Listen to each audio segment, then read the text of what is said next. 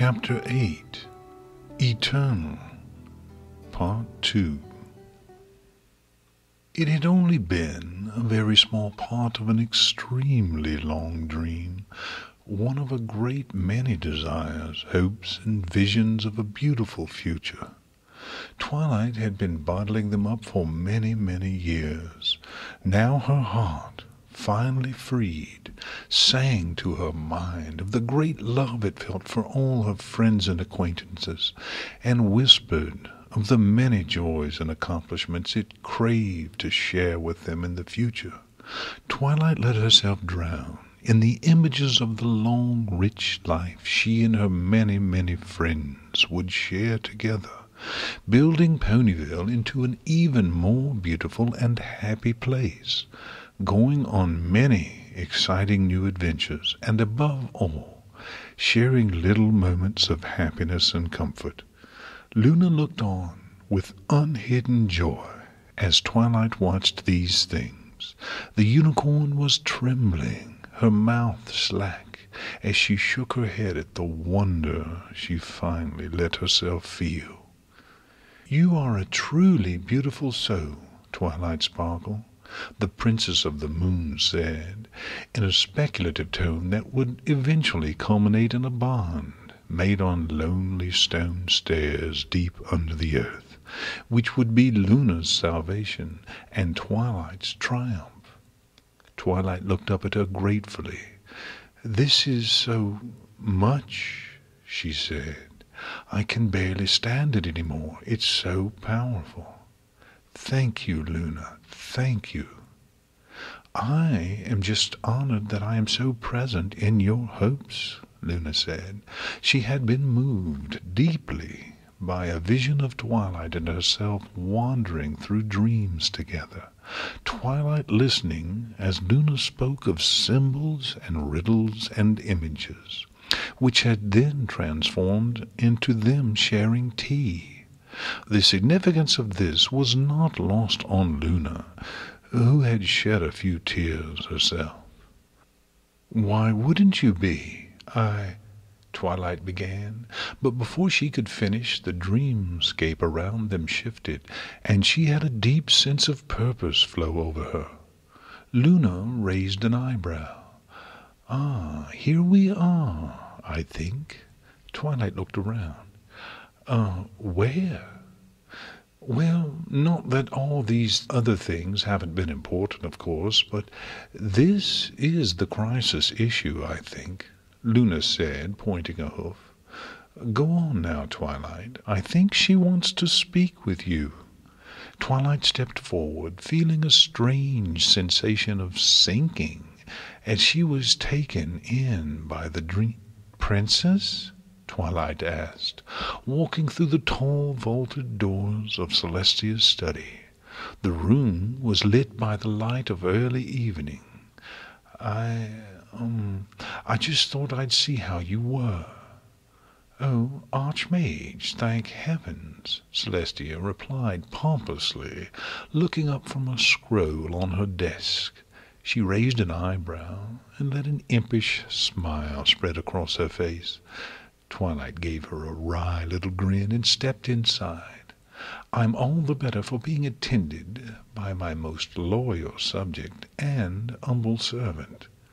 "Don't tease," Twilight groused, taking a seat in front of the desk. "Tea?" Celestia asked. Twilight grinned widely. "Please," she said, drawing a couple of teacups to them from a cabinet nearby. There was the usual busy moment of preparation as Celestia heated the water in a small warm kettle, very plain, it always surprised ponies, with a little magical flame. Sweet herbal tea pooled in the cup. Celestia and Twilight Sparkle gratefully sniffed the plume of steam that rose from it, smiling at each other, each taking a small amount of simple joy in the little ritual. Luna smiled. They chatted for a while. What they said was not important. Luna, set apart from the dream, recognized it as the nonsense gabble of dreams, in any case, the weird non-speech that filled time that the mind knew had to be there for the narrative of the dream to make sense, but wasn't actually important. What was important was how they acted, and because Luna was there with her, Twilight remembered this very plainly afterwards. It was in how they sat. Twilight wasn't at attention, as she always had been around the princess, even when they were happy. She relaxed and replied to things Celestia said immediately, not hesitating slightly, as she often did, scanning her words for something that might offend her mentor. And Celestia? Well, Luna had to chuckle a little, even in her deepest dreams. Twilight still desired a noble, upright creature, but one that laughed readily. Laughed, not just chuckling a little bit or giving titters of amusement, but big, heartfelt laughter. She could be nervous and embarrassed from time to time, and angry and sad.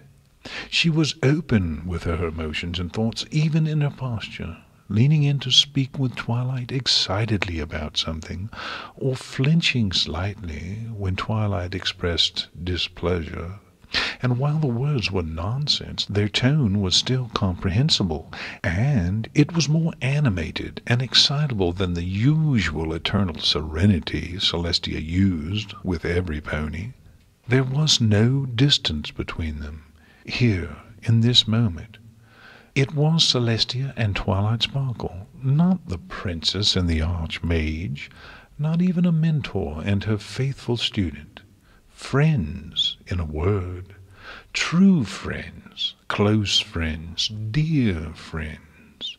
As some pony in the ancient past had written, one soul sharing two bodies.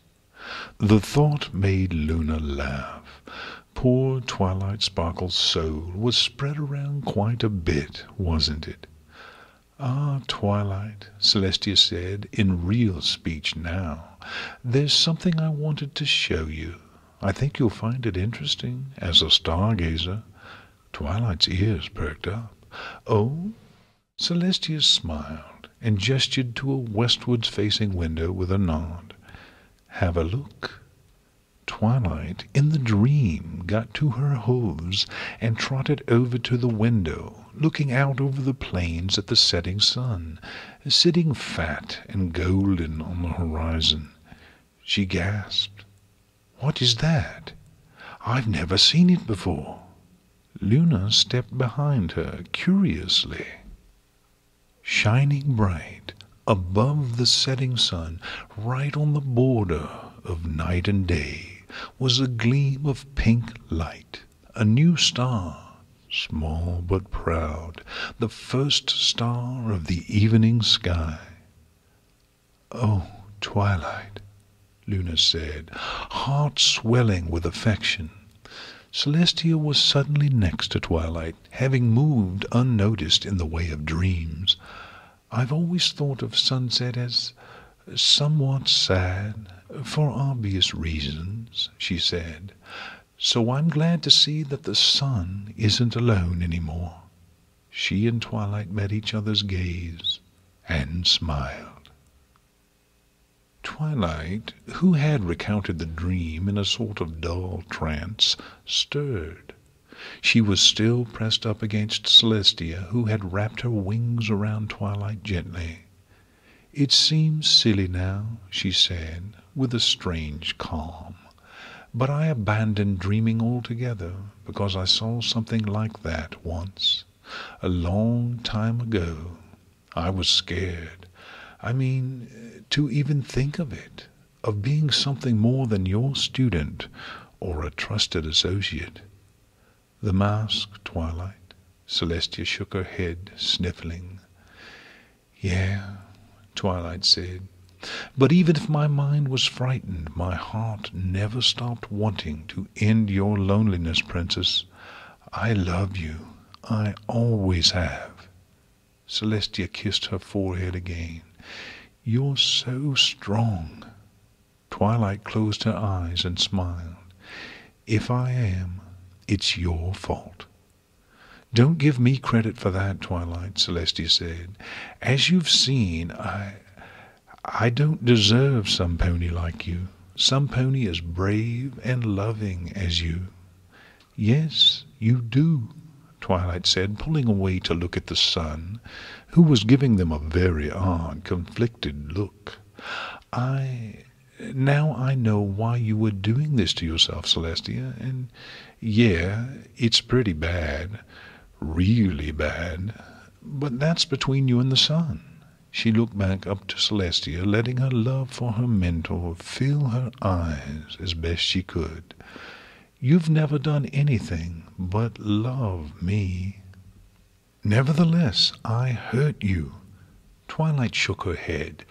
"Don't start. Don't even let yourself start. You didn't mean to hurt me. You were so desperately lonely and guilty." She smiled. "That's when you need your friends the most, isn't it?" "Yes," Celestia said. "Yes, it is." They looked at each other and smiled. One soul in two bodies. They held each other's gaze for quite a while, just sharing time. "We were afraid," Twilight said, eventually putting her hoof back up on Celestia's chest. Again Celestia clutched it to herself. In the end, it was change that we were afraid of, both of us. In all of this, everything, even the eternal sun thing. No, especially that. I mean, we both thought to ourselves, we want something. We want to be friends. We want to love each other without masks in the way. But then we thought of what could happen if we failed, or screwed up, or in your case, what the ultimate consequences would be for you if you stopped being the eternal sun. Celestia sighed. "Well, now we're being spared a choice, Twilight. Change, for the worst it seems, is inevitable now. Change is always inevitable. I think that's what we need to learn from this. The only thing that is truly eternal in this universe is change." Twilight said this with the headlong confidence of someone being extremely philosophical on the fly. If it was a quote from something she'd read, she didn't recognize it, but it felt true. She looked up at Celestia, who was gazing down at her in wonder. "So we have to try to make the changes we want, despite our fears and the price, because change will come anyway." The sun shook her head, chuckling. "If you were half the mare she was, Celestia." "I've been saying that for years now," Celestia said, "but it has never been more true. I've robbed us, with my weakness, Twilight. We should have had a long, happy life together." She smiled sadly.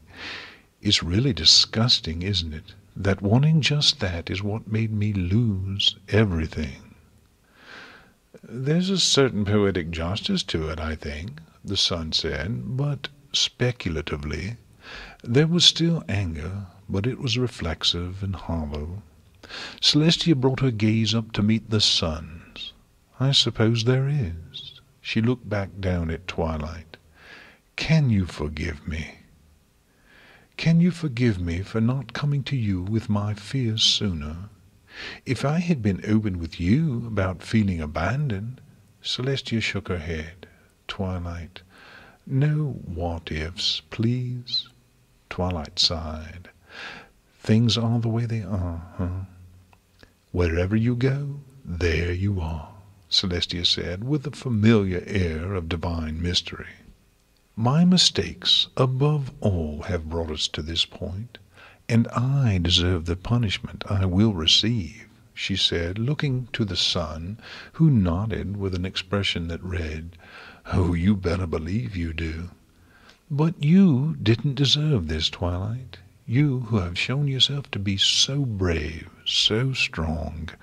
so wise. I'm only who I am because of you, Twilight whispered, tears swelling in her eyes. Celestia tried to smile. Twilight, please. If there's one thing I've learned being your teacher, it's that I haven't given you anything but raw knowledge. It's you who turned it into strength and wisdom. What I did empowered you. I showed you the way, but you walked it. Tears trailed down her face. I'm so proud of you, my faithful student, and I love you so, so much. Twilight couldn't say anything, because if she opened her mouth, it would only be a sob. No matter what happens to me after this, Twilight Sparkle, Celestia said, fighting through renewed tears, nothing will be as much a punishment as knowing I never had the chance to love you as freely and openly as you deserved. Know that I chose not to, out of foolish pride. The sun stirred. Well, you say that, she said, but it was strangled. Twilight looked to her. She was actually struggling with herself, very visibly. It occurred to Twilight that she would have never really developed a skill for not showing her emotions, which perhaps explained a great deal about her behavior. It made her feel a little bad, but the politician in Twilight recognized the chance and leapt on it. She turned and walked slowly up to the sun. I want to ask you something, she said thickly. The sun looked down at her curiously. Then ask. I want to ask you for some time, Twilight said, looking up at her as firmly as she could. Time? Yes, Twilight said. I know it may be a great deal to ask, but... Twilight, Celestia began. You just relax. This isn't about you, Twilight said over her shoulder. I'm asking this for me. The sun drew herself up, suspicion heavy on her features. No, you're not. Yes, I am, Twilight declared. I meant what I said earlier. I respect your right to punish Celestia. I've set aside my feelings about what she did to you because, well, I don't know what to do about it. It was terrible. So terrible that I can't even think about it. In that you have never said anything more true, the sun growled. But still, you are asking for something that benefits her. Time in the real world. How much? Until your death? No, Twilight said. I'll leave that to you to decide, too. But let me tell you why I want the time. Hear me out. The sun nodded. Speak, then. Celestia's absence will cause trouble. For me, for the ponies I care about, for all of Equestria. I want her to return to the world with me so that we can arrange her affairs and prepare Luna to rule in her place.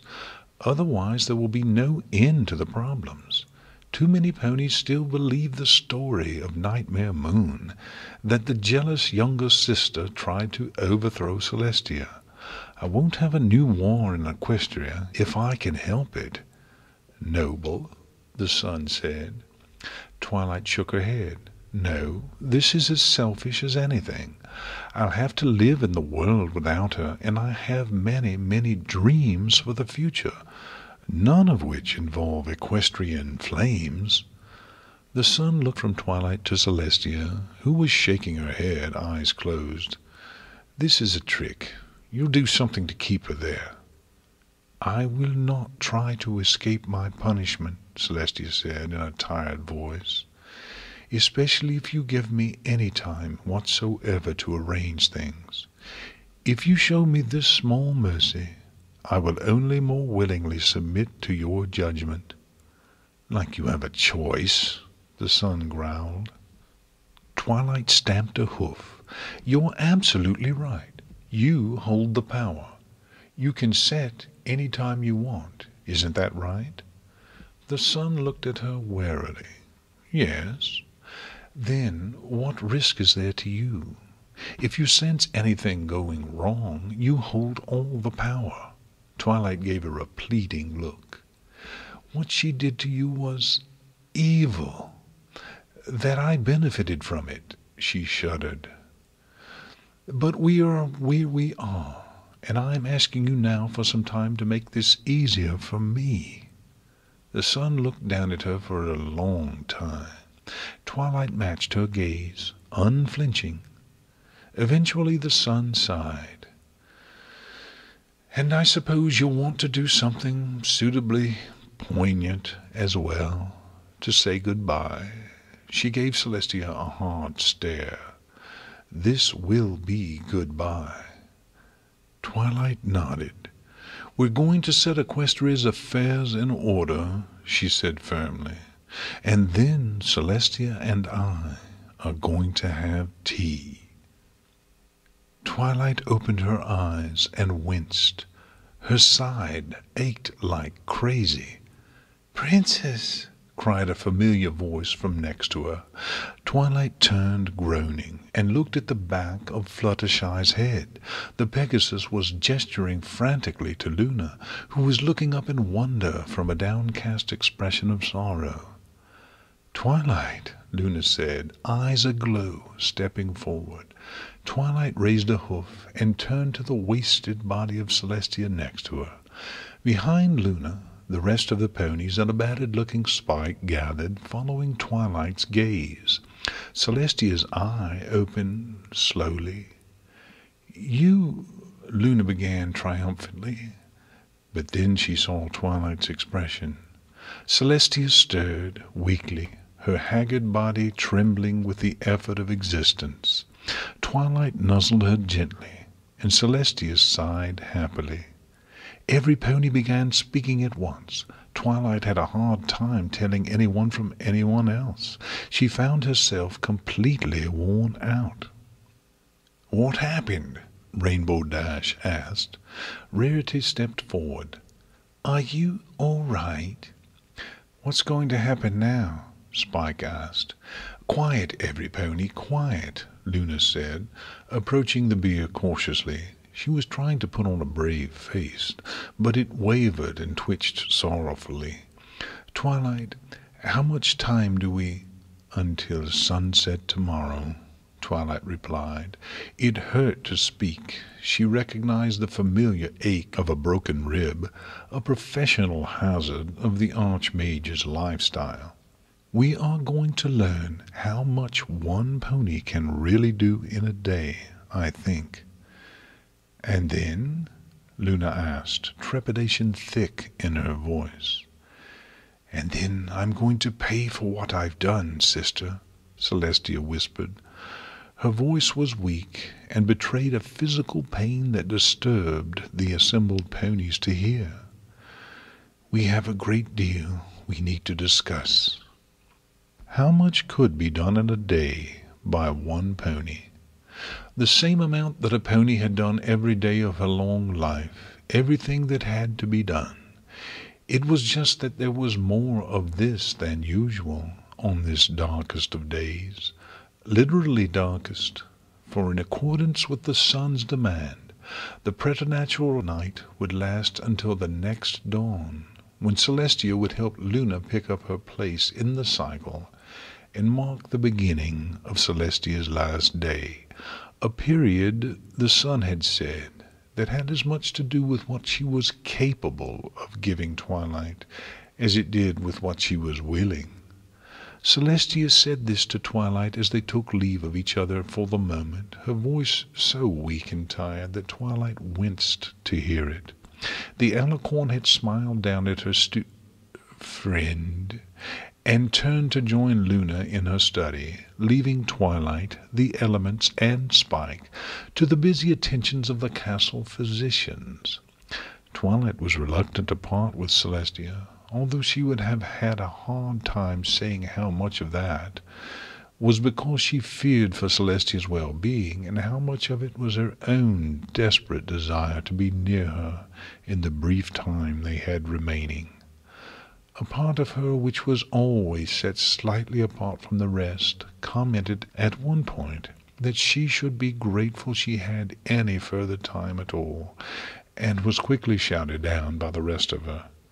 Her friends fussed over her relentlessly, but in the manner of wounded people. The attention quickly became annoying rather than comforting. This was made worse by the fact that she could tell her friends were also in mourning for the princess, whom they loved too. But Twilight got the idea that they were trying to overcompensate for their earlier mistake of trying to get involved with Twilight in the princess's affairs by making a show of being extremely sympathetic to Twilight's upcoming loss. Spike, in his way, was the only one who seemed to understand what Twilight wanted. He sat in the room, only occasionally speaking, and even then it was quiet and about nothing of real importance, just little comments in response to something some pony else had said. He just busied himself being there, not trying vainly to prepare Twilight for a wound she hadn't suffered yet. Twilight's broken rib was inspected, healed, and bandaged. She surprised her friends by being able to guess what had caused it, and by merely chuckling sadly when they told her about restraining Celestia to prevent her from hurting Twilight further. The phantom wound on her leg, where Nightmare Moon had bit her in Celestia's mind, was also subjected to some inspection. But in the end the doctor agreed that Twilight was as qualified to comment on that wound as he was himself, and wished her the best as he left her, and her assembled friends to wait on the princess's wishes. Twilight lay back and listened to the discussion, adding little and barely reacting when addressed. She didn't really want to think about anything, she found. It was easier to just let her mind drift. It lingered automatically on happy memories of Celestia, and far from being painful, as she might have expected, she experienced a fierce but quiet joy, recalling the little moments of happiness they'd shared together, moments she now knew when Celestia was reaching out to her from behind the mask of the eternal sun, moments when they had been friends, as well as mentor and student. Perhaps, Twilight mused, she should be depressed by them now, but no, this was okay. She was really understanding these events for what they were now, and it just made them more special and precious. A messenger came, calling for Twilight and Twilight alone to attend the princess's pleasure. Rainbow Dash, as she always did, snickered at this turn of phrase, until she saw that Spitfire was Twilight's escort, turning bright red as her old friend winked at her. As she was led slowly through the halls of Canterlot, Twilight turned to the golden Pegasus. "Forgive me, but I understand you were caught trying to help some dangerous prisoners escape captivity. And yet I notice you're not in a cell, or relieved of your duties at the very least." "Oh, they told you about that, huh?" Spitfire asked, smiling broadly. "Well, the commander's a pretty understanding pony in his way. He's put me on detached service and stripped me of my command, so there's punishment for you." The Pegasus looked around herself in a theatrical display of conspiracy. "Between you and me, what that really means is he's making me one of the special agents he keeps around on the quiet. I'm going to be moving to Ponyville soon." "Really?" Twilight said, smiling just a little. "To keep an eye on things, I suppose?"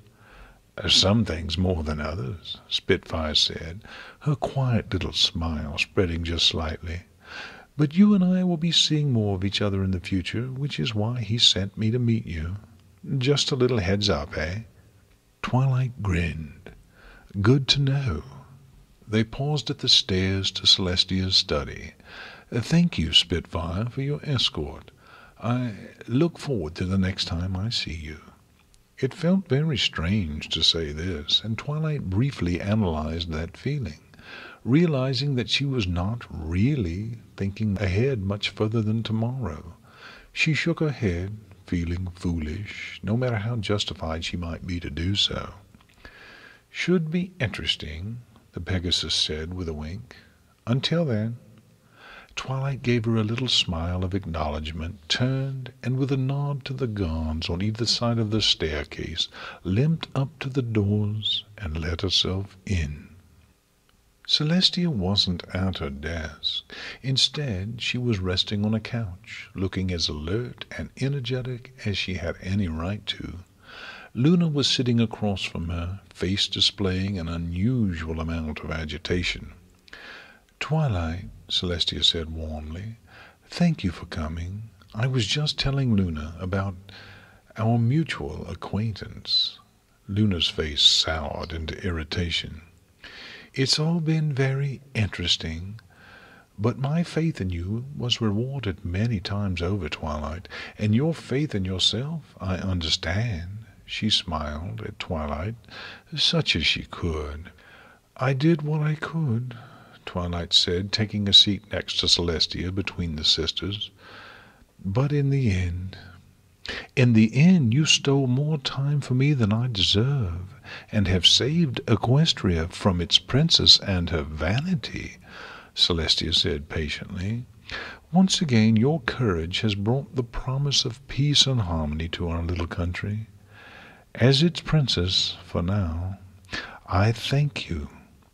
And as a pony who lost her sister, I thank you," Luna added, speaking carefully. Twilight smiled quietly and shook her head. "I am, as always, happy to be of service to the princesses." All three of them shared a quiet, amused little look at this parodic display of formality. "I think that's about enough of that, then," Celestia said, smiling. "There is a great deal we need to talk about, and then you, Twilight, are going to get some rest. Tomorrow I will want you beside me for most of the day. Lots of meetings and so on, ponies who will need to see you there with me. You understand how it is." Twilight nodded, eyes sad. Unspoken was, "I will treasure every second we can be near each other before the end, even if we are forced to spend them doing what must be done for Equestria." But that was another consequence of this whole affair, Twilight supposed. They weren't even going to be allowed the privilege of peace together. The mask, the eternal sun, turned everything to the needs of Equestria, even as the princess cast it aside. One last little barb. That said, the three sat in silence for a time, enjoying the first and last moment of quiet peace, just for the three of them, sisters, friends, beloved of one another. They looked to each other, eyes heavy with sorrow, but affectionate for all that, as they shared a heartbeat, each regretting deeply how much they had feared that this moment could never be, and how that had almost prevented it from ever coming to pass. It was all too brief, but in being ephemeral, transitive, it was all the more precious. Then it was over. Duty and the future called, and there was much to discuss. It was very late when Twilight finally stood to take leave of the princesses, mind overflowing with preparations for the meetings tomorrow, and with proposals for state business in the future. She and Luna would be spending a lot of time together, it seemed, but that was fine with Twilight. She found she was looking forward to working closely with her new big sister, despite the reality of what it meant. Celestia seemed to sense this, if Twilight guessed her expression correctly in the little moments when Luna and Twilight got really involved in a back and forth about something. It was a smile, sad but affectionate, and a resigned sort of hope was lit in her eyes as well, which Twilight had extremely mixed feelings about. When their deliberation was complete, or at least as complete as it was going to be, Twilight rose and stretched her limbs, yawning. "If I have to endure meeting after meeting with noble pony after noble pony tomorrow," "Twilight," Celestia began, suddenly looking warily at Luna. Her voice was unusually hesitant. Luna looked from Celestia to Twilight and nodded, smiling very slightly. "What is it?" Twilight asked. Celestia's face was carefully blank. Would you stay with me tonight?" It was perhaps a sign of how much things had changed in the last day, but Twilight actually paused and thought very carefully about this before answering. "Yes, I will. I'd be happy to. If Luna would be good enough to tell my friends I will see them in the morning." "Of course," Luna said, rising. She approached Celestia, giving her a slightly harder look than Twilight might have expected. It wasn't just Twilight whose image of Celestia had been deeply shaken recently, it seemed. "Celestia, I'll see you in the morning." "Until sunrise, then, sister," Celestia said calmly, accepting the rebuke. "Indeed." Luna turned to Twilight, nodding somewhat stiffly. "And good evening to you as well, sister. I look forward to our future together." "Me too," Twilight said solemnly. Luna smiled briefly and took her leave. Celestia raised her head, a little hint of magic snuffing the many little candles around the room. "Thank you, Twilight," she said, in the low luminescence offered by the slim moon hanging in the clear night sky. "Not at all. I think the reason I had to pause, actually, was because I was paying careful attention to why I wanted to stay here so badly." Twilight grinned very slightly. Celestia chuckled anxiously. "Twilight, about that, parts of our mind think many things," Twilight said quickly, "but I think I really just want to be near you, is all. So don't get your hopes up, eh?" She tried to make a joke out of it, but it fell flat, and she felt foolish. Silence reigned for a while. Then Celestia's voice stirred quietly in the darkness. "I'm very frightened, Twilight." Twilight stepped forward, hearing Celestia move on the little bed to make room for her. The unicorn, feeling tiny, curled up against her mentor and thought about what to say. "I'm not sure I can tell you anything that will help, really, except just stay with me tonight and tomorrow, all the way to the end of things, please." Celestia's whispered voice was trembling and very near to Twilight now. The unicorn's heart ached to hear that voice, which was usually so calm and confident, miserable with fear, on the other hand. This is what life was like without masks. Twilight lifted her head up and reached forward in the dark until she felt her muzzle press against the side of Celestia's face. She kissed it gently. "I will be with you every step of the way." Another gentle kiss. This time Twilight tasted salt on her lips. "I love you." One of Celestia's broad wings splayed out and covered Twilight. She only flinched a very little bit. Her rib, healed though it may be, still ached. Celestia's breath came out in a little jerk of a humiliated sob. "I'm so sorry, Twilight. You've endured so much for me." "Shh," Twilight whispered. "Just rest. Your faithful student is with you and will never leave you, I promise." She felt a gentle pressure and little drops of moisture on her forehead. "I love you so much." Twilight couldn't think of anything to say that didn't seem hollow or make her feel foolish, but Celestia didn't seem to be upset by her silence.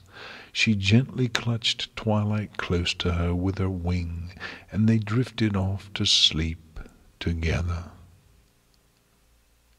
Twilight went back to sleep after Celestia and Luna departed quietly in the morning, so as not to disturb the unicorn too much as they stepped onto the balcony from Celestia's study to discuss the sun's cycle across the sky.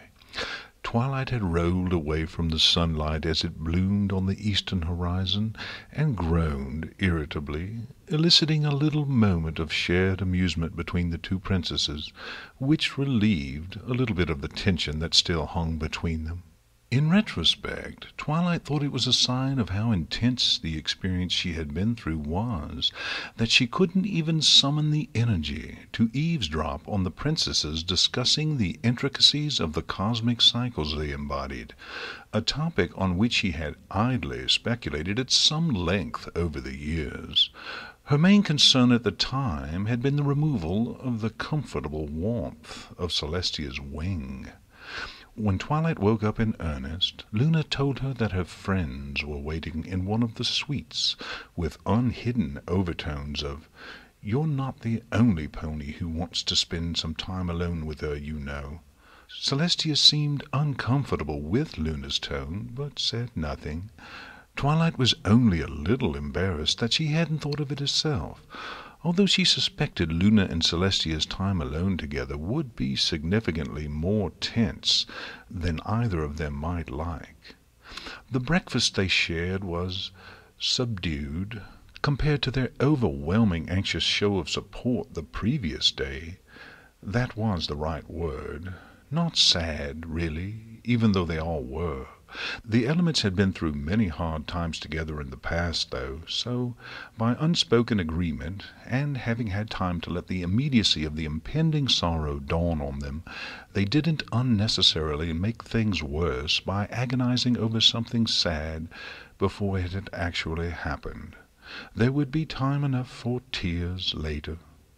They chatted idly about nothing in particular.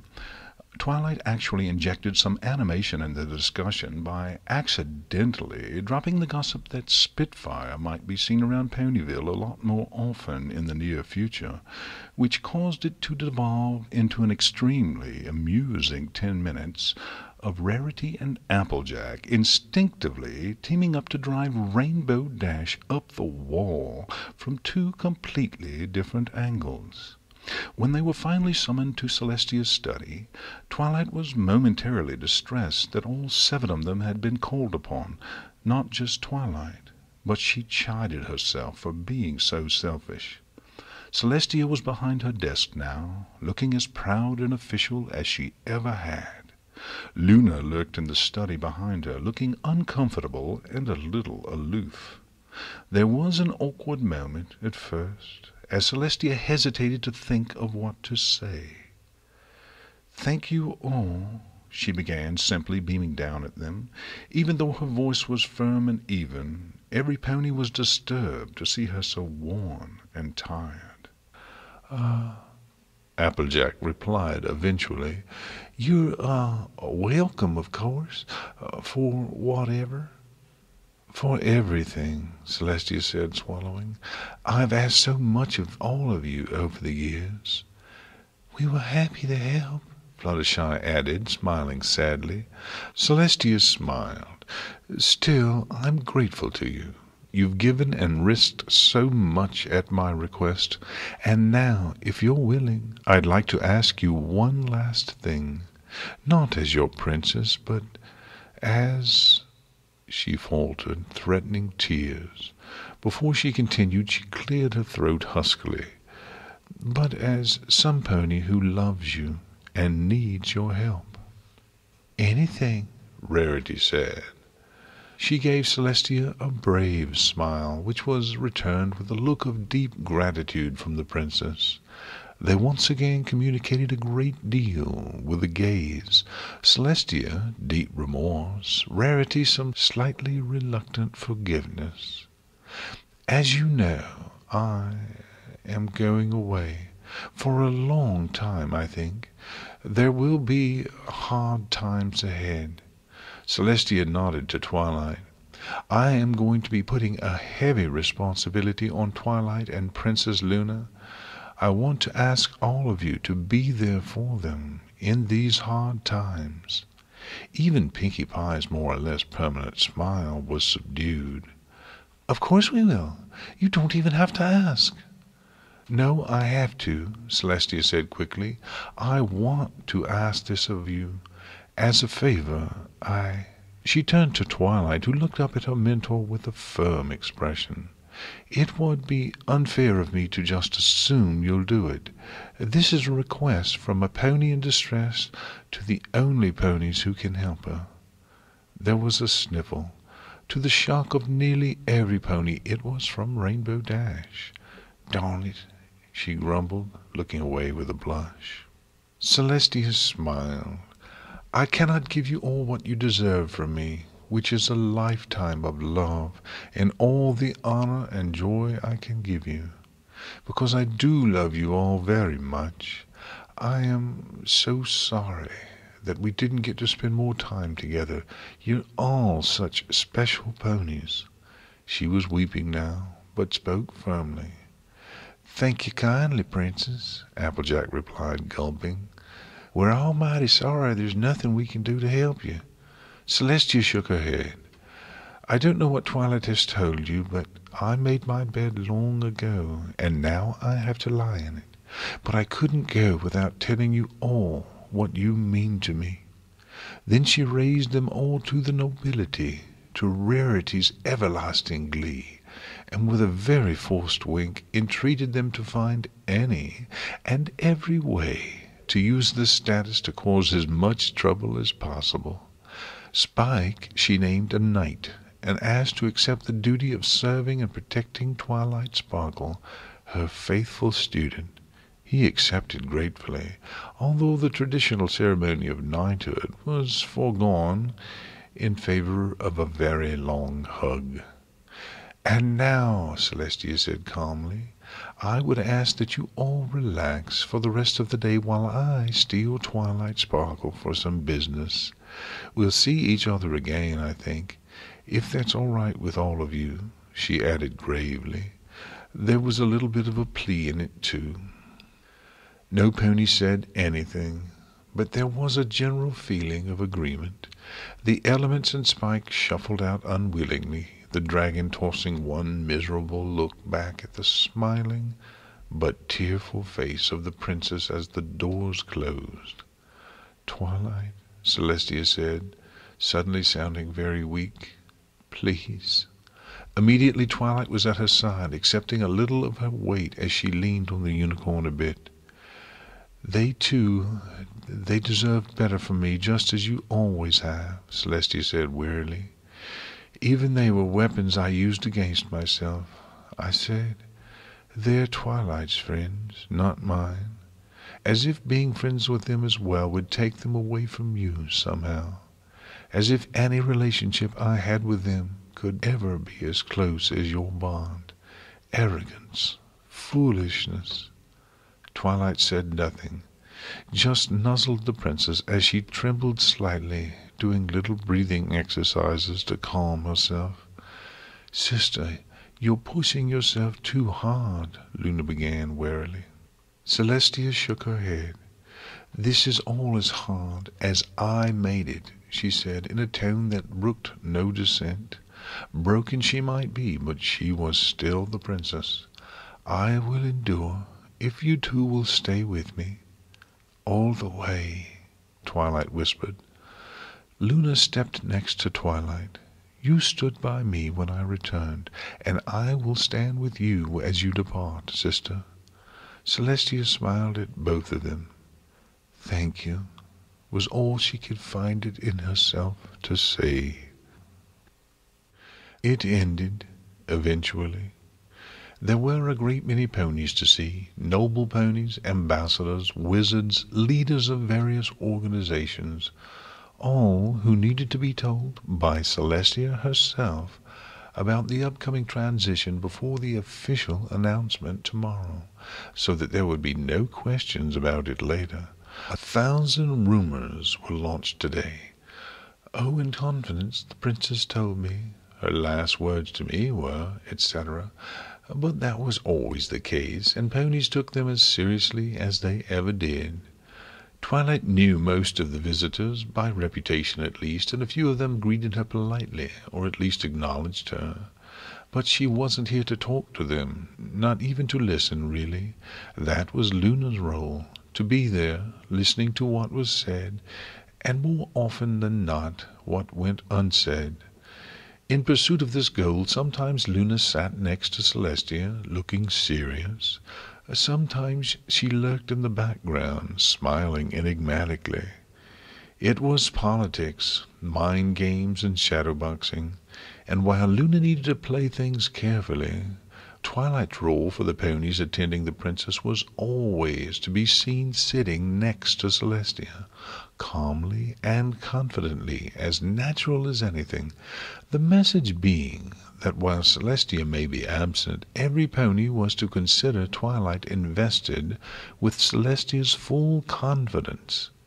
It was a little intimidating and a little thrilling, as Twilight thought to the challenges and adventures ahead. That said, the unspoken understanding between Luna, Celestia, and herself was that this was all privately secondary to her just being there. She was a little knot of strength and love for Celestia, who needed to remain the princess all the way to the end, now, to forestall chaos in the wake of her absence. Humbled, perhaps, and about to go to a much-needed rest, but still the Celestia that Equestria had looked to for stability for a millennium. Occasionally Celestia would touch Twilight very slightly with her wing, sometimes when she wanted some pony to see her touching Twilight to reinforce the connection, sometimes when she was feeling a little stressed, and sometimes just when she wanted to feel that Twilight was still there, without looking. It went on and on and on until it stopped. It was very sudden, taking Twilight by surprise. The only previous pauses had been small, light meals brought in and consumed in quiet haste before the next meeting. Celestia's appetite had been significantly weaker than normal, and Twilight found herself fretting about that as if it had any real meaning any more. Finally, Celestia sighed. "Are you sure there's no way you can spare me all of this?" Luna asked, smiling weakly. Celestia shook her head. "No, I'm afraid not." Luna sighed with a resigned smile. "Very well." She looked out the window and her expression faded into solemnity. "Well, I'll leave you two then," she said a little awkwardly. "I'll be with our friends when the time comes." "What?" Twilight said, confused, and then she looked out the window too. Oh no. Celestia leaned down and nuzzled her. Twilight barely noticed, her whole being consumed with the sight of the treacherous sun. It was beginning the final descent into night. The hour was 6 in the evening or so now. Luna walked up to Twilight, put a hoof on her shoulder in a companionable sort of way, and gave her a very forced smile. "It's okay, sister, it's all okay," she said in a voice that made the statement a lie. She kissed Twilight's cheek and took her leave. Twilight sat stock still as Celestia busied herself with preparing their last little moment together. The enormity of everything was beginning to descend on her. Celestia eyed her carefully. "Twilight, we knew this was coming." Her voice was strained and conflicted. She was trying to be strong for Twilight, as Twilight had been for her, and was finding it very hard indeed. "Somehow I thought we'd have a nice dinner with everyone first, and then you and I, we'd go ourselves, somewhere nice, the halls maybe, and—" Twilight stammered. Celestia spread a wing and wrapped it around her. "That sounds very nice, Twilight. I thought there'd be more time for us." Twilight wiped her eyes. "Maybe that was foolish. This is the last price I have to pay for wearing the mask, I think. The last thing we have to suffer together for my foolishness." Despite herself, Twilight chuckled hopelessly at that, to Celestia's distress. Was something about that funny? Not at all. I thought that myself earlier, but I had to hope otherwise, I guess. Twilight looked up at her. "I'm sorry, I'm losing control right at the end." Celestia placed 2 cups in front of them. "You've been so strong for me, Twilight. I wouldn't have made it through all this without you, so right now let's just be Celestia and Twilight. Friends," she added, giving Twilight a bright but glassy smile. "Open with each other. Don't worry about controlling yourself." The kettle rose. Sweet herbal tea pooled in the cup. Celestia and Twilight Sparkle gratefully sniffed the plume of steam that rose from it, smiling at each other, each taking a small amount of simple joy in the little ritual, for what seemed to be the last time. They sat quietly for a very long time, sipping their tea. "Openness is," Twilight choked, wiping her face and clearing her throat. "Openness is turning out to be a little different than I thought it would be." Celestia looked down at her. Would it be bad for me to say that I've never felt closer to you? After all that we've been through together, I think a little peace and quiet is what we want from each other," Twilight said, laughing a little. Celestia chuckled as well. "I suppose so. Still, I feel like—" Twilight trailed off, looking for the right words. She should be crying, something in her said. She should be bawling, inconsolable. But she wasn't. She felt very light. Not peaceful, really, but there was a solemn serenity in this moment that for all its melancholy was precious and beautiful. "I feel like I should be more upset." "It's strange, isn't it?" Celestia said evenly, looking around her study slowly. "I feel the same way. I feel like I should be crying my eyes out." That was something Twilight never thought she'd hear. "Yeah, I suppose I'm just very at peace with things, here with you." Twilight looked up at her. "Are you still frightened?" "Not as much as I was. I just needed to calm down a bit." Celestia looked down at her, smiling. Twilight was immensely comforted by it. It was a small smile, between ponies, not the slightly top-down look of gratitude from a superior to a subordinate.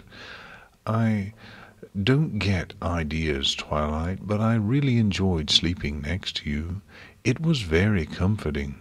There was the slightest hint of a sly grin on her face.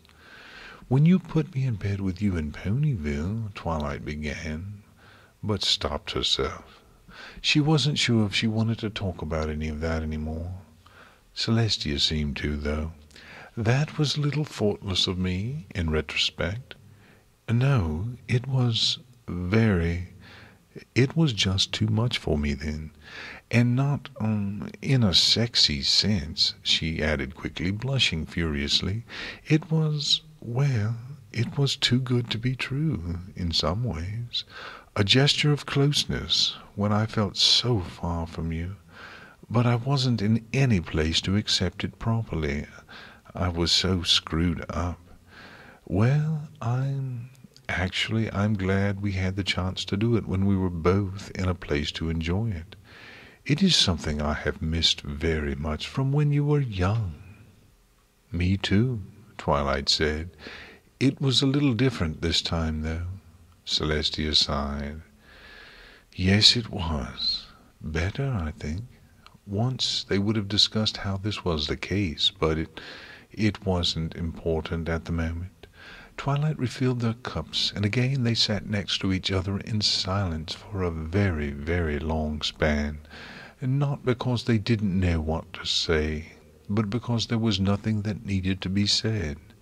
On her stand in the corner, Philomena slept peacefully. Celestia said, then paused as she felt Twilight cuddle with her. She looked down, smiling. "Would you take Philhelmina to Fluttershy, please? Just tell her where you're going to take her, and she should do as you ask." Twilight nodded, sniffling, still resting against Celestia's side. "And of course I've left orders that you're allowed access to my study and my private archives any time you want." "Thank you," Twilight said absently. The sun sank lower, and they both drank more tea. In the distance birds sang gently, saying good night. "I want to ask you something, Princess," Twilight said eventually. "Anything, Twilight."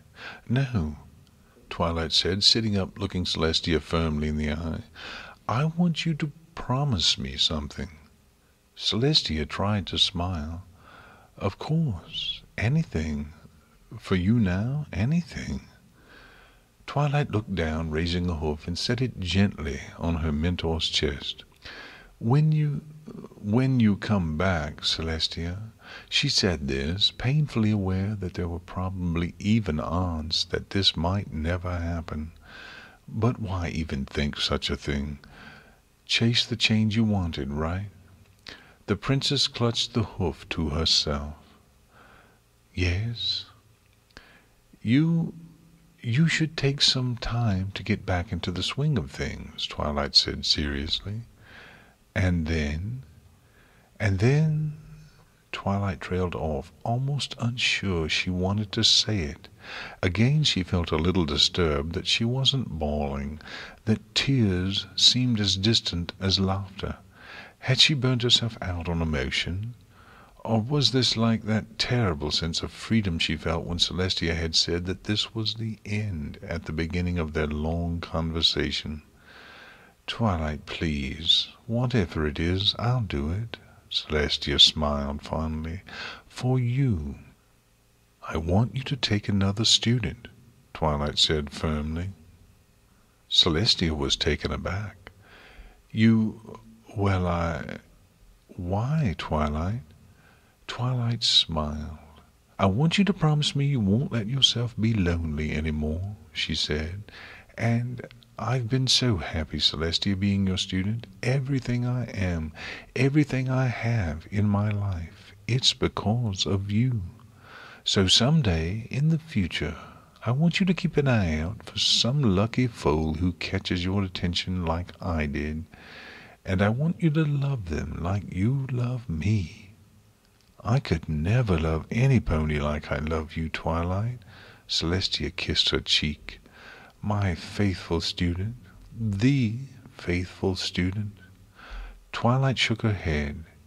"It's not about replacing me or anything. I mean, even with the mask between us, you loved me so much, and I loved you. It would kill me to think you'll think something silly like, 'Oh, no pony could replace Twilight Sparkle.'" She blushed at how arrogant it sounded, but Celestia gave her an awkward look that suggested she'd hit the mark. "And let that get you back into old habits." Celestia considered this for some time. "Twilight Sparkle, the faithful student, I promise that one day I will find a new friend, or friends, would that be all right, to teach as I've taught you." Her eyes grew wet with tears.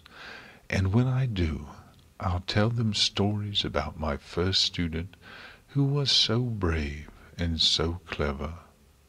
"That would be nice."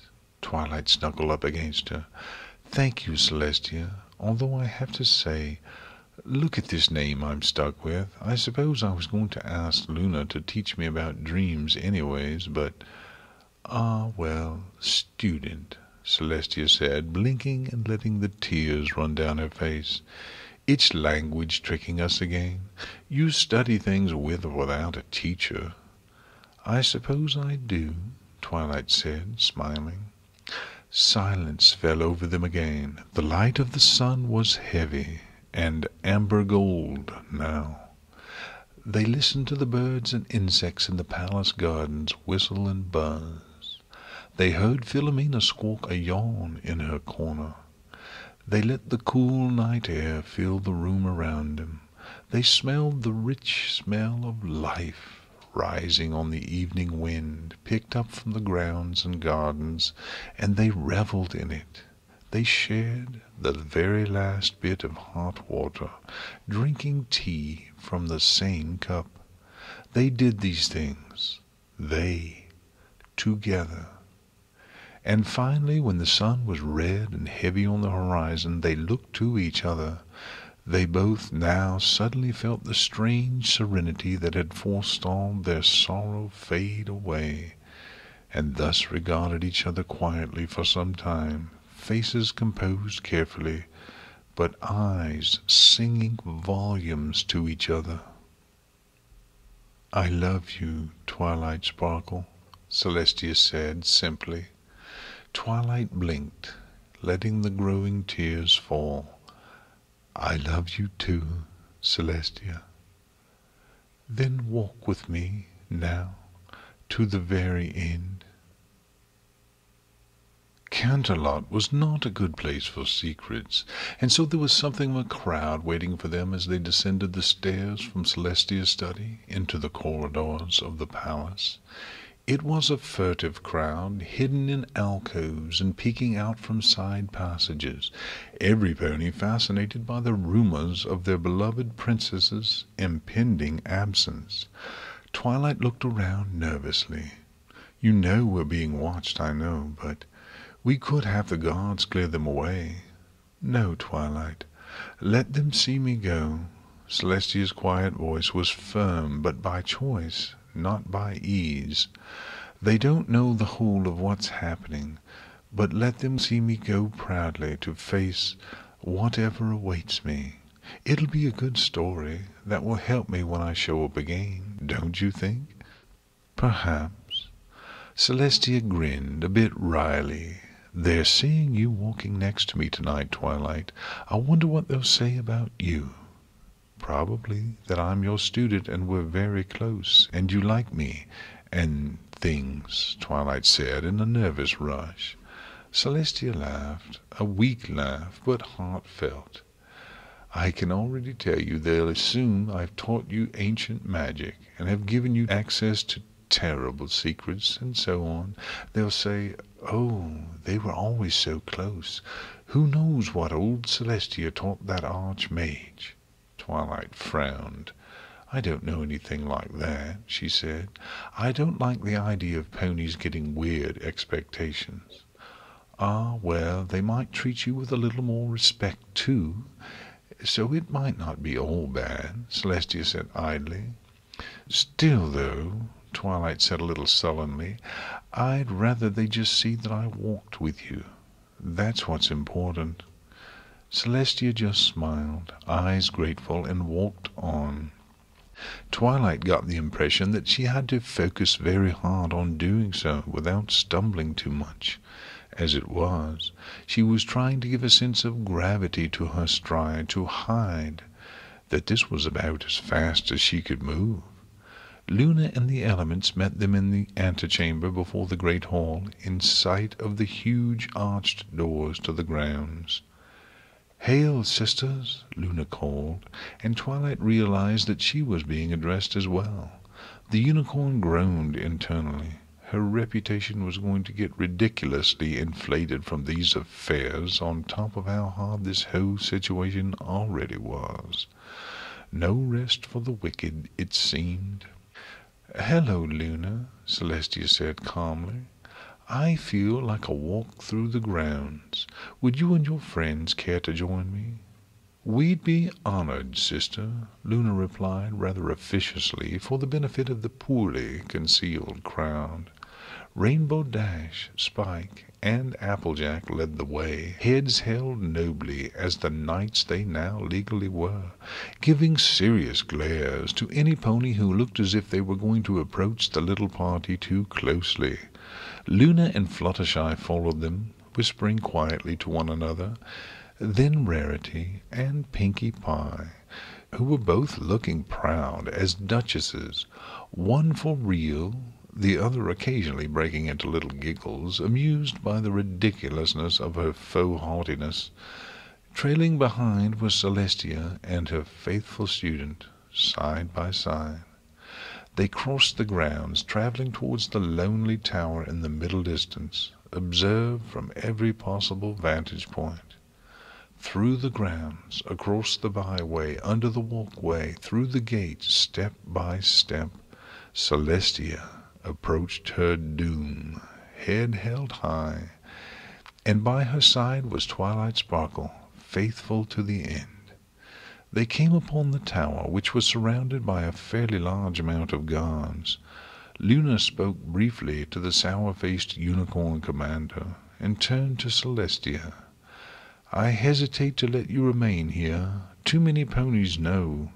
I will be safe there, no matter how long I sleep." Celestia nodded gravely. "The mountain will see to it, and I suspect between yourself and Commander Stoneface a suitable honor guard can be arranged. The kind that is more guard than honor," she added, smiling. Luna nodded. "How would you like to descend?" Celestia looked around at the assembled ponies, who looked up at her expectantly. Her expression was pained. Twilight could tell that the thought driving to the top of her mind was something along the lines of, why must I be torn from these ponies? But because she knew the answer all too well, Celestia was able to suppress it and come to a decision. "Just you and Twilight, I think," Celestia said. "Let me take my leave of the rest of you now." "Princess," Spike murmured. Celestia turned to him, smiling weakly. "Spike, my dear, you and I may see one another again in the future. I'll need your help then." She let her gaze fall on each of the rest of the elements in turn.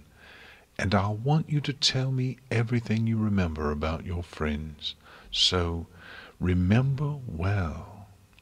An uncomfortable silence pervaded the plaza as the elements tried to think of something to say in response to this. Celestia's face fell into a gentle, sad smile. Well then, Celestia's inability to find something appropriate or comforting to say was at least as disturbing to every pony as her haggard appearance, or her obvious need for Twilight to be standing next to her as she tried to maintain her composure. Everything I said to you in my study, I meant, and more that even now I can't bring myself to say. All of you, I've come to love you very much through your letters and the all too brief time we've spent together." She looked down on them for a while longer, and then laughed weakly. Applejack said, looking around warily. "Are you all right, Princess?" "Language is failing me once again," Celestia said, looking to Twilight. "I have so much I want to say to all of you, each of you, but there are no words." She sighed, looking up into the crimson sun. "If I must say one last thing to you all," she trailed off, her eyes suddenly filled with pain as she grasped for words and failed. The elements looked to each other, wishing desperately that some pony knew what to say. Celestia shook her head, sighing sadly. "Farewell, all of you." She kissed each of them gently on the forehead. Having done this, she turned and began the approach to the tower, not daring to face them again. With a sad look to her friends, Twilight followed close behind her mentor. Luna trailed a few paces behind them both. As the doors to the tower shut behind them, Celestia visibly slumped. Twilight rushed to her side, gently brushing against Celestia, accepting the small weight the alicorn put on her. "There is such a thing as being seen to go with grace, I think," Celestia murmured. Luna nodded. "And yet I noticed you let yourself stumble just a bit. Very mythical, that." "Let myself?" Celestia chuckled darkly. She turned and nuzzled Twilight, who gave an urgent little murmur of distress in response. "Twilight, help Luna with the seal, please. I'll be fine." Reluctantly, Twilight pulled herself away from Celestia's side and took her position across from Luna. They gave each other an extremely uncomfortable look as they began the process of unsealing the chamber they were both trying hard not to think of as a tomb. Moving with its strange, distorted inertia, the beautiful stone lifted free of the runic ring and floated aside to reveal the great stone staircase. Celestia stepped forward, her gait awkward, and paused, hoof raised before that first deadly step into the descent. "Twilight," she said, staring at the staircase before her thoughtfully, "how many plans have you come up with to help me avoid this?" Luna bristled. "What? I thought you intended to—" Celestia ignored her. "Twilight?" "7 feasible plans," Twilight said quietly. "Most of them involve some pony else taking your place, or using the elements on you." "Don't tell me you two—" "Of course not, Luna," Celestia interrupted. "But here, at the very uttermost edge of things, I find myself having a hard time taking this last step. I thought I could use something—" She swallowed and paused for a time. "Twilight Sparkle, I thank you for giving the matter some consideration," she said with forced firmness, "but I'm afraid the time has come for me to face the consequences of my actions." Her hoof fell on the step with a gentle click. Celestia closed her eyes and sighed. "I've always thought moments like that were a convention of drama, but I really did have to force myself. I feel like a fool." Luna walked up beside her, nuzzling the larger alicorn fondly as she did so. "Come, sister," she said. "We're with you." "Thank you both," Celestia whispered. The descent was slow. Celestia was growing weak and tired. She moved with the drawn-out care of the infirm. Luna kept pace with her, pausing ever so often so as not to draw ahead, while Twilight trailed behind them, face downcast. Luna began, after a long time, but immediately stifled herself. Celestia looked to her curiously, but Luna just shook her head. They kept walking. The silence was tense, and the strange cavern around the great stone staircase was so unnaturally still that it seemed to be sucking the hollow sounds of hooves on stairs into the black void beyond. Twilight shuddered at the thought. That first trip down had been much more comfortable, even with some of the terrible things that were shown. At least it hadn't been just hollow, hungry blackness. She tried to think of something to say, but was once again struck with an inability to come up with anything that didn't sound false or hollow. What could she say that she already hadn't? "I miss you already?" Celestia knew that. "I wish this had never happened?" Obviously. "This is unfair." Well, no, it wasn't. That was the trouble. Or if it was unfair, it was unfair to Twilight and Luna, not Celestia. And as much as it hurt her, Twilight knew it would hurt Celestia twice over to be reminded of this. In any case, she would have been hard-pressed to say much through her throat, which was about as thick with anxiety as she had ever felt it. Luna seemed to be equally conflicted. Twilight's mind, bubbling over with unhappy thoughts, gratefully latched on to a passing curiosity. What had she and Celestia discussed in private? The dusky alicorn, as if aware that Twilight had been thinking about her, turned and looked at the unicorn over her shoulder, a sad but firm expression on her face. In the light of Luna's calm gaze, Twilight suddenly remembered her making time for Twilight and Celestia to be alone together. There was no accusation in Luna's eyes, but she nodded very slightly. "I will see her again one day. but this parting wounds me deeply nevertheless." Twilight's little gulp and nod in acknowledgment seemed to satisfy whatever was on Luna's mind, and so they walked on in silence. What was there to say?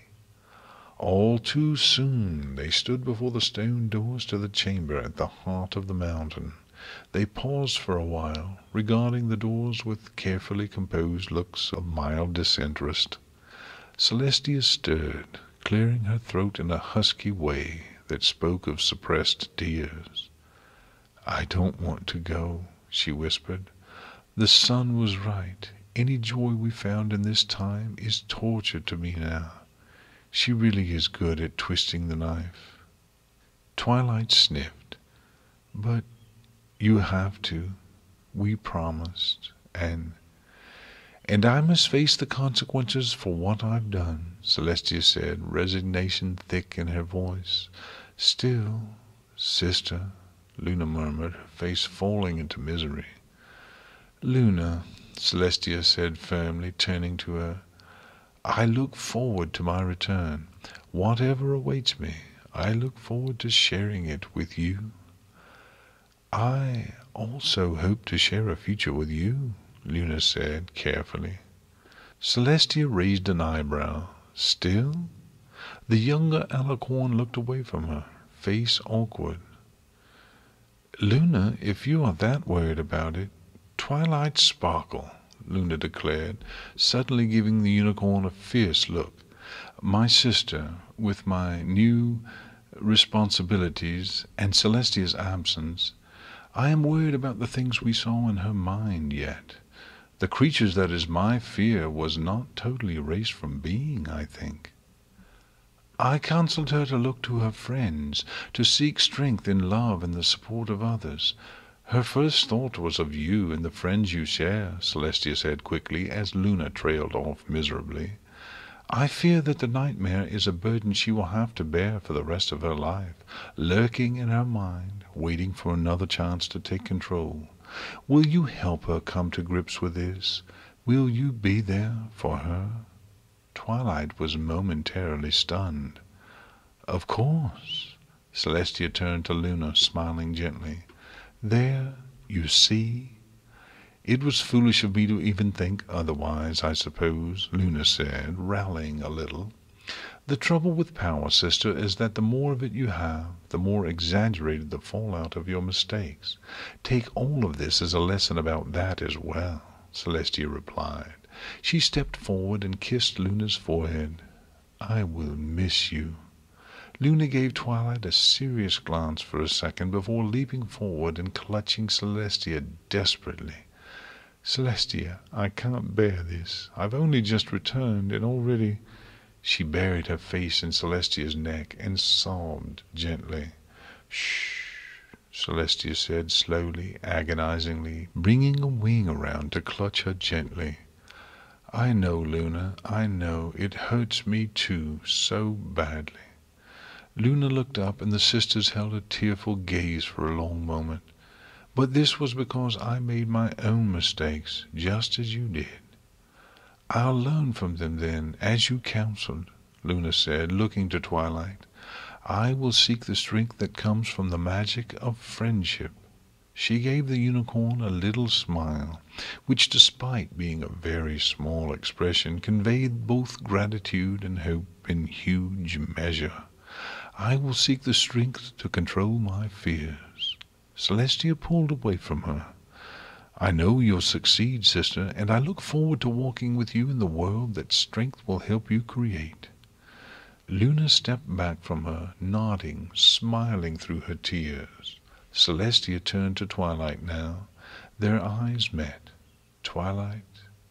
They held that gaze for a long, long time, neither wanting to let it go, but finally— "It would please me, Twilight," Celestia said idly, as if it was nothing of importance, despite the tears that began leaking down her face in a slow but constant stream.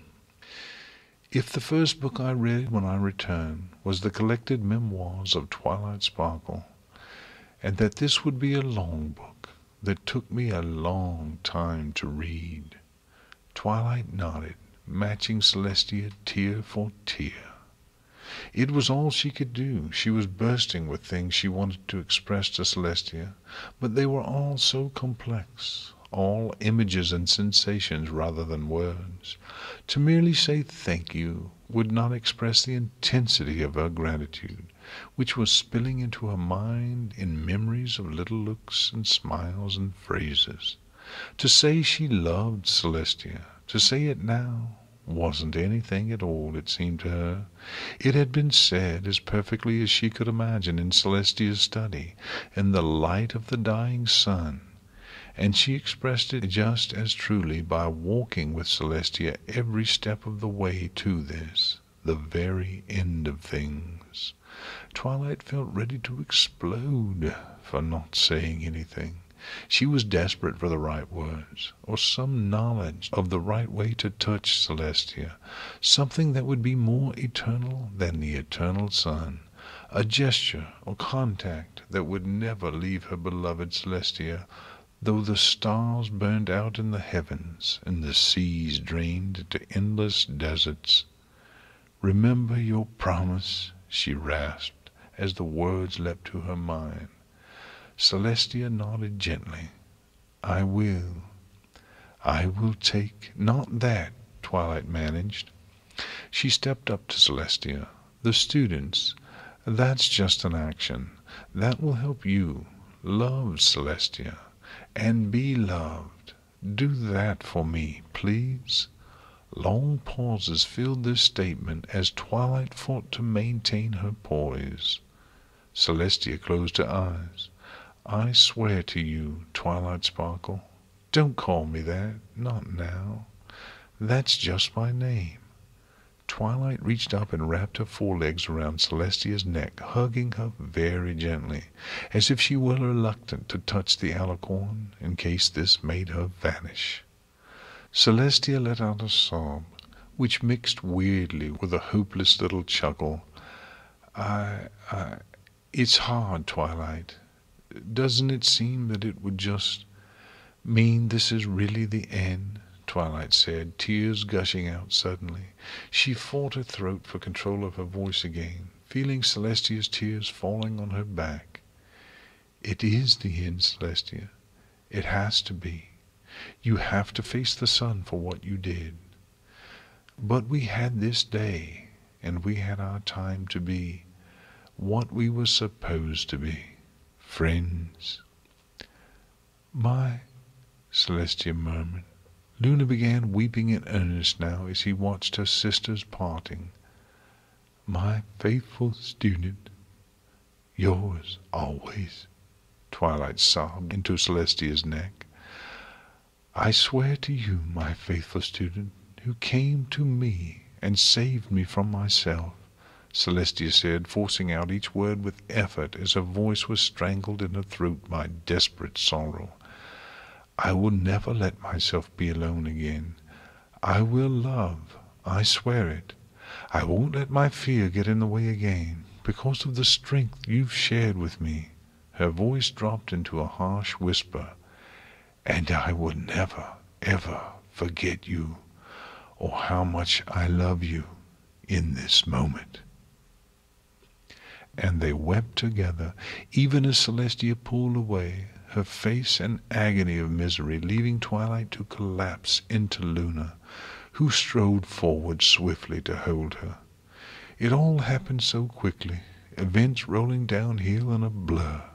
Celestia seemed to vanish into the suddenly opened doors with unreal haste, Twilight reaching out lamely with a hoof, something in her vainly hoping this would stop the inevitable parting. "Sister," Celestia said thickly. Luna looked up at her, shaking her head, half blinded with miserable tears. Celestia nodded gravely. "Yes, the time has come." Celestia looked back to Twilight for just a moment, renewing the unicorn's quiet sobs, but just as quickly returned the gaze to Luna, who matched it unwavering. "Watch for sunrise." As the doors closed, Twilight's eyes desperately sought Celestia's, and they held each other's gaze until the doors scraped shut and Celestia was out of sight. Somewhere. The sun hung fat and red on the distant watery horizon beyond the cliffs. The sun, hale and proud, was pacing along their edge, her white coat ruby red, where deep shadow didn't fall in the harsh crimson light of the fading sun. Celestia stood in the little meadow as Twilight had so recently, and let the overwhelming sense of realness pass over her.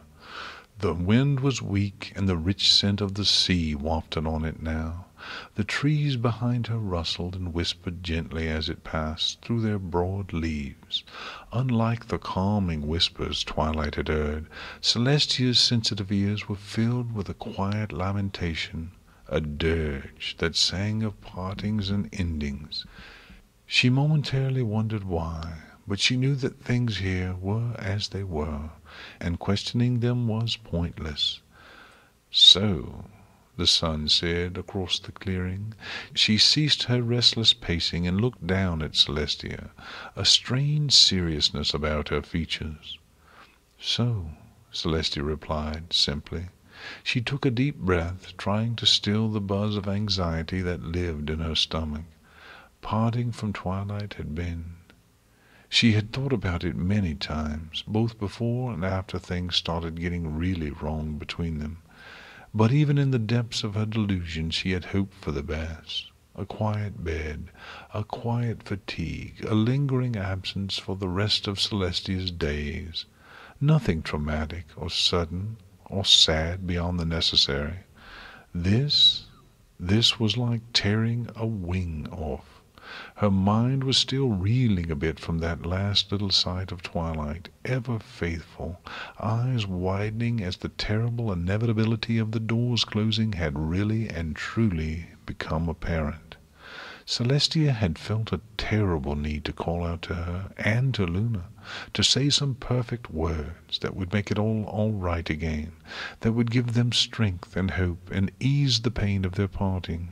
But as it had many times recently, her command of language failed her, and she merely watched them fall into each other with the careless ease of reflexive trust. That, if nothing else, was a comfort to Celestia. They would have each other and their friends. Celestia looked up into the sun's glare and did not flinch. She submitted to her judge with as much nobility as she could muster, knowing herself to have committed a vile crime. "Thank you for not embarrassing both of us by trying to escape your punishment," the sun said seriously. Celestia shook her head. "I would be lying if I said I did not, many times, hope for some escape or reprieve," she said quietly. "You are in Twilight's debt. As much as she was a comfort to me, she was a reminder of my obligation to you. You would not have had time, save for her. How was your day, then?" Celestia shuddered. Every moment of peace, and the little moments like happiness, agony now. The sun gave Celestia an odd look. "Yes, you've arranged your affairs to your satisfaction." Celestia nodded. "I have." "And said your goodbyes." There was no word for the sun's expression but leer. "Some rather hard ones, I'm afraid," Celestia remarked weakly. The dreadful sorrow had only abated, not absented itself, and now that tide was turning back. The sun cocked her head. "Well, we know who's to blame for that." "Now I understand more completely what you meant," Celestia said carefully as she tried to master herself. "That surrender long ago would have been preferable to this." The sun nodded. "I have never lied to you about anything." "So we have been hurt, then?" Celestia asked bitterly. The sun grimaced. "Yes," she growled, the admission being dragged between her teeth. Well, we've faded a little, burned too brightly for too long. What will come of it in the long run? She shook her head. Celestia sighed. Foolish, to say the least, the sun snapped. She mastered herself quickly, looking irritable. I want to talk about it, Celestia, about us. As you wish. The sun hummed, condescension thick in the sound of it. Do you remember what I told you about our arrangement, that first time we met? A curious thing, I believe you said at the time. Celestia sighed weakly. I am the part of you that is a pony, and you are the part of me that is the sun. Yes, the sun said. They stood facing one another for some time, the sound of the breeze moving through the trees and the sea breaking on the cliffs the only sound. I have had some time to consider these matters, the sun said idly. A millennium. The sun made a dismissive wave of the head. Just a day. The past millennium has been... Well, time works differently here, as you know, but that's immaterial. It was still a long, long time. And more significantly, it was a product of betrayal, Celestia, one compounded by your refusal to release me.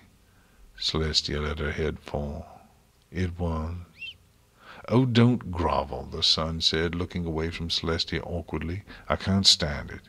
Don't make a show of this. Celestia looked up at the sun, who was regarding her speculatively, and held her gaze for a time.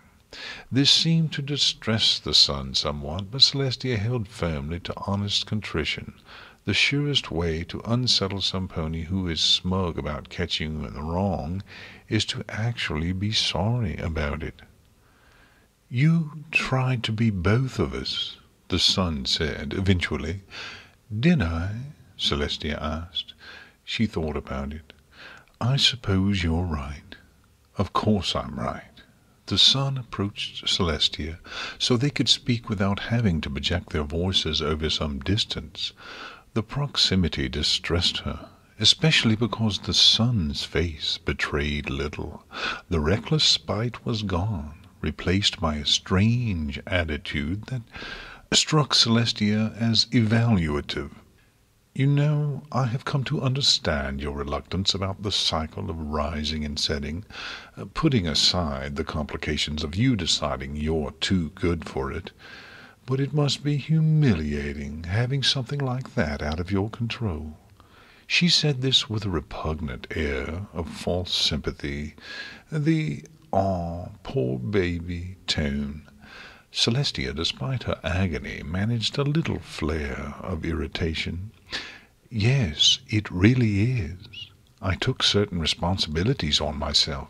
You love talking about your responsibilities, as if they transcend the importance of other things.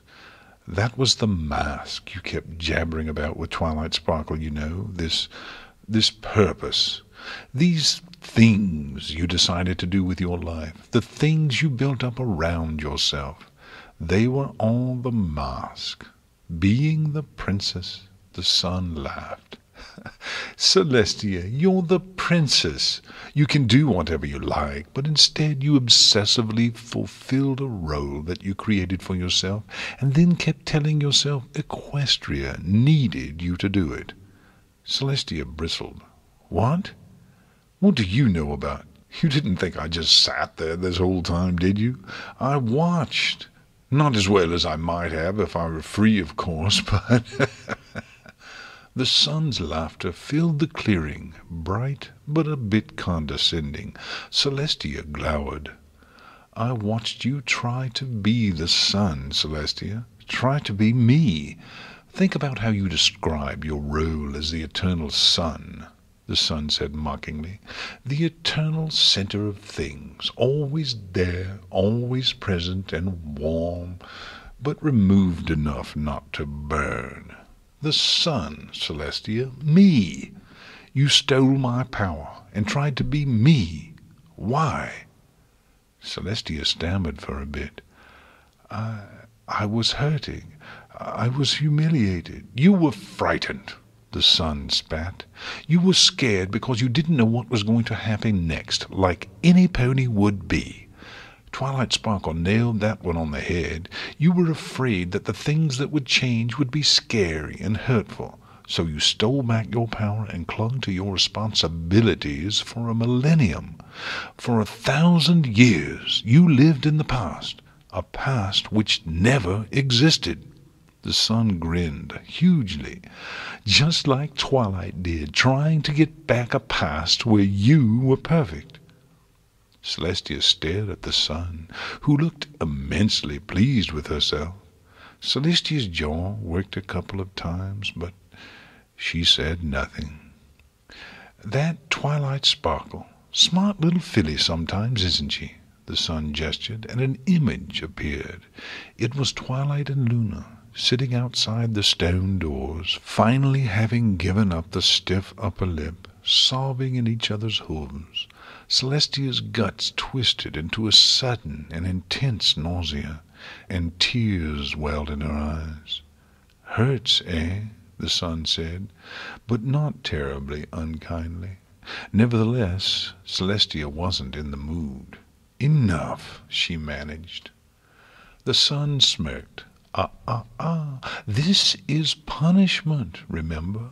We're just chatting now, but there's going to be punishment, one way or the other." Celestia looked up at her, anger flaring to life from her sorrow. "What do you mean, one way or the... So you tried to be the eternal sun. How'd that go for you?" Celestia glared back at her sullenly. She tried not to look at Luna weeping unrestrained into Twilight's mane, as the unicorn tried desperately to help her calm down again, despite Twilight being visibly distressed herself. "Not so good," the sun agreed, nodding.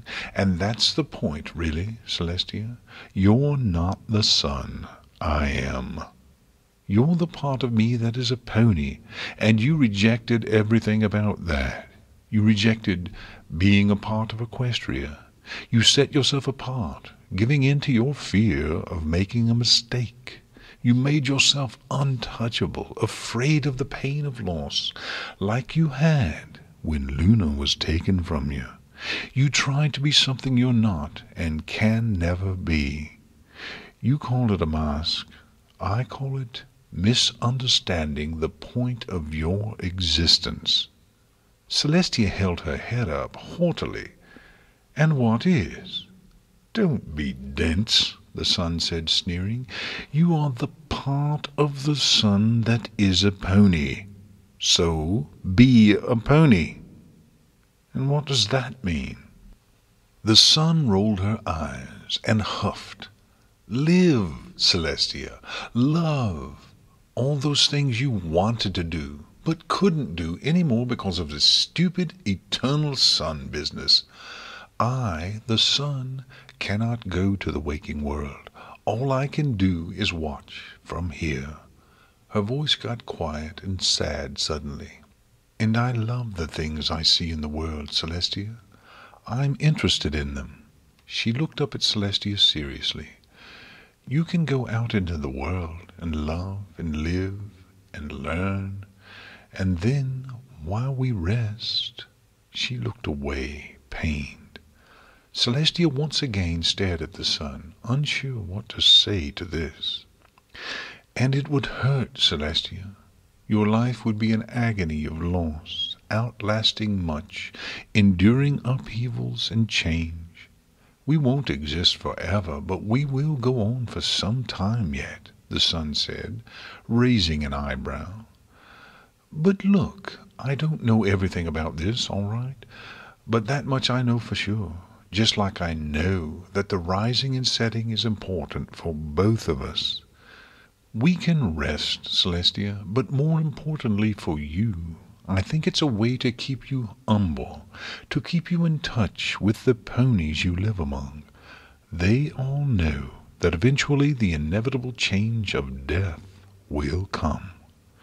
You will return from your rest, yes, but by setting you would still feel that same inevitable press of time, sharing that knowledge in your heart, that things will come to an end some day. I never thought about it as anything but an inconvenience, Celestia said guiltily. I think that it's meant to be, yes. Celestia looked up, a hopeful little smile on her face. Although I did. Oh, no. Don't even think about finishing that. Not now. Once I happily sat with you and listened to your adventures, and in me everything that Celestia loved endures, and every loss that pained her remains unforgotten. The sun looked at Celestia seriously, face set in a firm expression of pained reminiscence. That was before. This is now. Things are going to be very different from this point on. Celestia sighed deeply, closing her eyes. Whatever punishment you've decided upon, I willingly. We'll talk about that in a minute, the sun said. First, she grinned broadly, with the slight but innocent malice of a younger sibling teasing her elder, having caught her with a hoof in the candy jar. It was actually somewhat endearing, if perversely so. I want you to say that you've been a naughty, naughty princess. Celestia frowned. I've made many mistakes. I've done great evils. Oh, spare me, the sun groaned. Say it. I've been a naughty princess. Celestia began uncomfortably. I've been a naughty princess. I've been arrogant and stubborn and cowardly, the sun continued in a sing-song, repeat after me voice. I have been arrogant and stubborn, and above all, I have shown immense cowardice, Celestia repeated, slightly more in tune with her own way of speaking. And I didn't like having my dirty deeds dragged out in front of Twilight Sparkle, nor did I like explaining them to Luna. I did not. Did not what? The sun snapped. Celestia was startled by this sudden display of hostility. I didn't enjoy having to explain myself to Twilight, nor to Luna, she said quickly. The sun smiled, as if this little disobedience had not occurred. And I have been suffering every day for 1,000 years as part of the fallout of my stupidity. Celestia heard the little snare in this. I cannot claim that. I have been pained and lonely, yes, but nothing compared to what you endured. My, she is clever, the sun said. She seemed genuinely pleased, although her smile remained mildly malevolent. She leaned in, getting quite close to Celestia. I will spare you any forced confessions about Twilight Sparkle, then, because you're quick on the uptake. I saw you two last night. You're terribly cute together. Celestia narrowed her eyes and said nothing. The sun chuckled. And as well as being a naughty princess, I was a silly little filly who thought she could be the sun, she said, back in the sing-song. I misunderstood my place in things. I understand them better now. I understand a greater purpose for myself than merely maintaining the equestrian state. The sun rolled her eyes at this verbosity. How you managed to keep anyone interested in it for more than 5 minutes, I'll never know. I'm usually a little more engaging, Celestia said. Something in her made her add, It's been a stressful time for me lately. Ha! The sun's bark of laughter, bitter but legitimately amused, rang out in the clearing, echoing for a long time, in which her face grew calm and serious. Are you sorry? What? Sorry, Celestia, are you sorry? The sun asked. She appeared to have something on her mind. It was making her expression seem wary, as she held Celestia in a hungry stare. And don't just say yes, the sun added harshly. Be honest. Celestia held her peace for a time, trying to think up something suitable to say. Her mind, though, kept falling back on Luna and Twilight, clutching one another in the darkness. "It's just 2 words, Celestia," the sun said. She grinned maliciously. "Are they that hard to say?" "I'm just trying to encompass the whole of the situation properly," Celestia replied nervously. "You have seen that I could not be more sorry. I am sorry for what I did to you. It was more than just wrong. It was evil. I imprisoned you for 1,000 years, and hurt us both, and—" The sun waved a hoof irritably. "Enough! Enough of that! Enough fancy language and explanations and so on. This is a true place, Celestia. Look me in the eyes, and tell me you are sorry for what you did." They locked gazes, almost instantly drawn to each other by some strange magnetism. "I'm sorry," Celestia said, "for everything." The sun smiled. "See, was that so hard?" She gave Celestia a conspiratorial look. "And don't you feel better having said it?" Celestia blinked.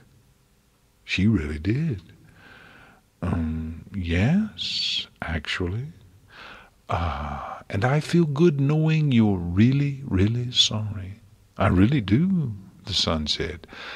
"I mean, I've watched you in Twilight. I've seen what you're losing." Celestia's heart stopped. There had been something in that statement. It was something like the tiniest whisper of dangerous glee. "I have already lost everything," she said weakly.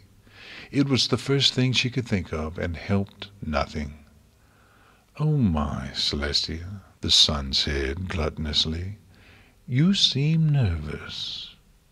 What are you—" "Celestia, I really am happy you are sorry for everything.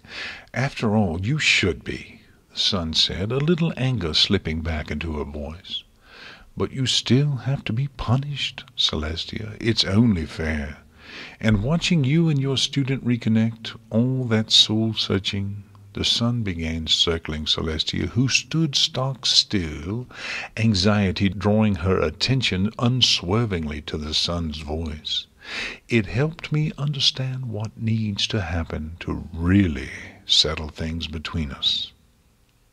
Celestia swallowed nervously. "Oh? Oh, yes," the sun said, giving Celestia a bright smile as she passed in front of her. "I'm shocked it didn't occur to me earlier. I was just going to leave you here alone for the next several centuries while I got some sleep somewhere else. Even your stoicism would probably strain after 5 decades or so of nothing to think about but your many, many mistakes. Guilt is your weakness, I think." "Probably," Celestia agreed. "But then I thought about this whole situation, and some of the things Twilight Sparkle said, and it hit me." The sun paused, standing next to Celestia, her face an expression of delighted wonder. "I mean, I was excited. This is mythical, Celestia, in its scope and meaning. I'm thrilled to be a part of it. It's the sort of thing ponies write stories about. Just come out with it, please." The sun gave Celestia a serious look. Some pony got ideas in her head. Some pony thought she could be the sun. She shook her head, tisking. Some pony forgot her place in the grand scheme of things. There's an old word for that. Hubris. Celestia coughed. "I've heard it." She shied away from the sun's leer. "Then you know what needs to happen. You need to be reminded of how things are supposed to be," the sun said excitedly. She turned and leaned to whisper in Celestia's ear gently. "In a word, you need to be humbled. And thanks to Twilight Sparkle, I know just the way to teach you humility." "My sister," Princess Luna began, her voice ringing out in the great hall over the hubbub of the mass of assembled noble ponies, but only just. She cleared her throat. "We said—" There was a busy little moment. Among many, many other things, Commander Stoneface replaced his helmet, after retrieving it from the crumpled body of Lord Flashhooves, who had been kind enough to catch it with his face. The commander retook his position in front of the princess, smiling slightly. "Thank you for your attention, every pony," Luna said, smiling brightly. It was early evening on the second day after the unnatural sunset. Technically, no pony knew what the princess was going to announce, but Canterlot just cannot keep a secret, so Luna was already wearing the tall silver tiara set with a sapphire in place of the small black one she was previously inclined to. Add to this a cape of midnight blue she'd asked Rarity to throw together. "Oh, Princess, right away," which hung off the shoulder in a respectably flattering way, and a healthy dose of her usual mysterious hauteur, and the Princess of Equestria looked over her subjects, giving a gentle little smile. Celestia had coached her well.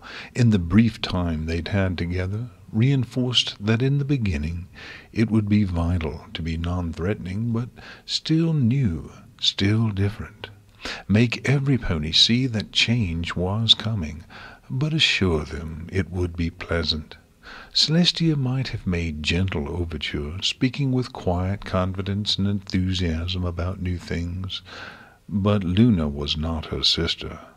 Her eyes gave tantalizing hints of her dynamism and passion, and her smile was all private secrets just for you, or so it seemed to every pony in the room. Things were going to be interesting. It is my sad responsibility to inform every pony that my sister, our beloved Princess Celestia, has come to a time in her life when she must rest. In my absence she endured 1,000 years, watching over Equestria with love.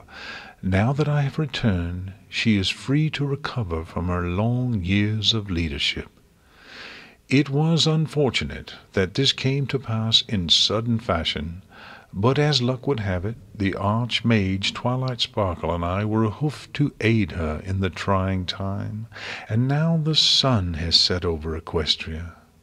I, for one, do not begrudge its sleep. When I returned, I was stunned by the beauty and nobility of modern Equestria, which grew under the light of the sun. Now she must rest. 1,000 years is a long time for any pony. Take heart, good ponies. The sun will rise again. She all but shouted this last line, and it was met with a chorus of echoes from the assembled noble ponies, who instinctively know when their monarch is trying to make a point. They raised their hooves and cried these words proudly, though they'd never heard them before, and as they did, they felt a sense of peace and hope well in them to battle the growing unease.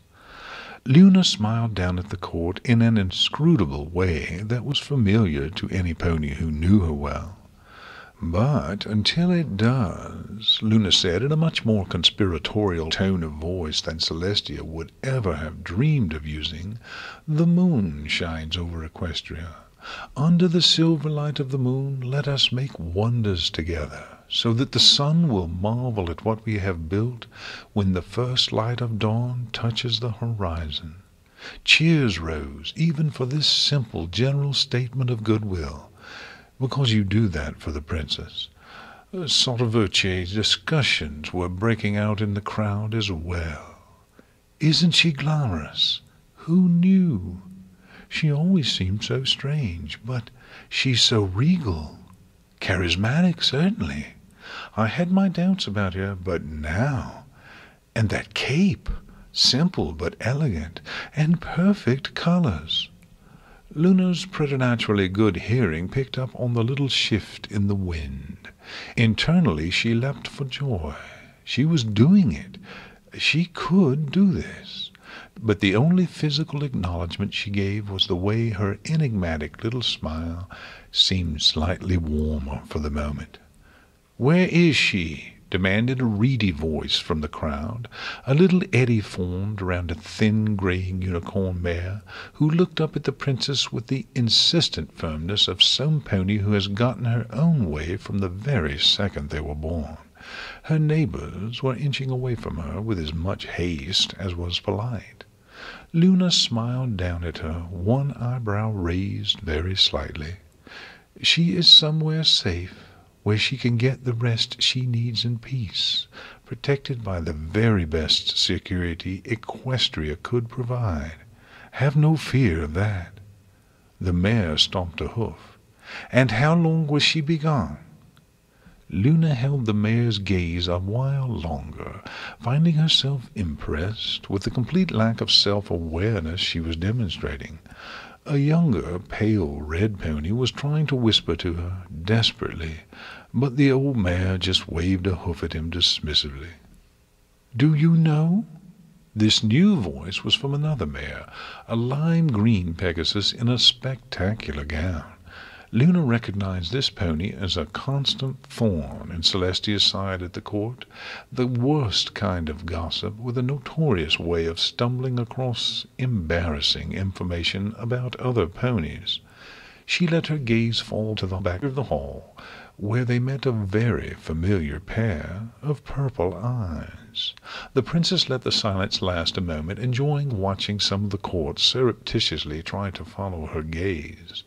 Luna gave a sly little smile that would in time be extremely familiar to her subjects. Some of them would grow to fear it, some to love it, but every pony would quickly learn that it meant their mysterious new princess knew more than she was telling, and maybe, if you were very lucky, she'd pull you aside and put some words in your ear, and you'd find yourself in a new world of intrigue and adventure. "Well, how long will the princess be gone, A month? A year?" the grey unicorn demanded. "As long as she needs," Luna said, putting all of her considerable store of enigma into every word, and then she winked, smiling mysteriously. In the very rear of the hall, Twilight Sparkle laughed as the court enjoyed its first real dose of their new princess. She could already tell that the next few years would be interesting, as every pony adjusted to Luna, but they seemed curious and excited about her, and this dramatic, mysterious new personality that had hitherto been so aloof and strange. The Archmage sighed, seeing the long work ahead, but Twilight Sparkle smiled, heart filled with joy for her sister, who was taking the first few steps down a long road of fulfilling herself as a princess and as a pony. But every pony else was waiting. The train to Ponyville was about to leave, and she and Luna would speak this evening in dreams, their first real meeting as state officials. Just one more thing, and then home sweet library. She turned and walked out onto one of the broad balconies for incoming and outgoing Pegasi, and indeed a Pegasus stood on the checkerboard tiles looking out over the palace grounds to the little constellation of lights that was Canterlot Town, as day fell into night. "Ready to go?" Twilight asked, smiling. The mare turned her head, returning the smile gratefully. "As ready as I'll ever be," Celestia replied. "You and I are going to spend some time apart," the sun said.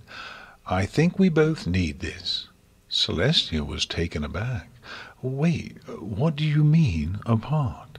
The sun nodded gravely. "It's a terrible punishment, I know," she said. Her tone of voice was a little less mocking now, but was still clearly enjoying Celestia's shock.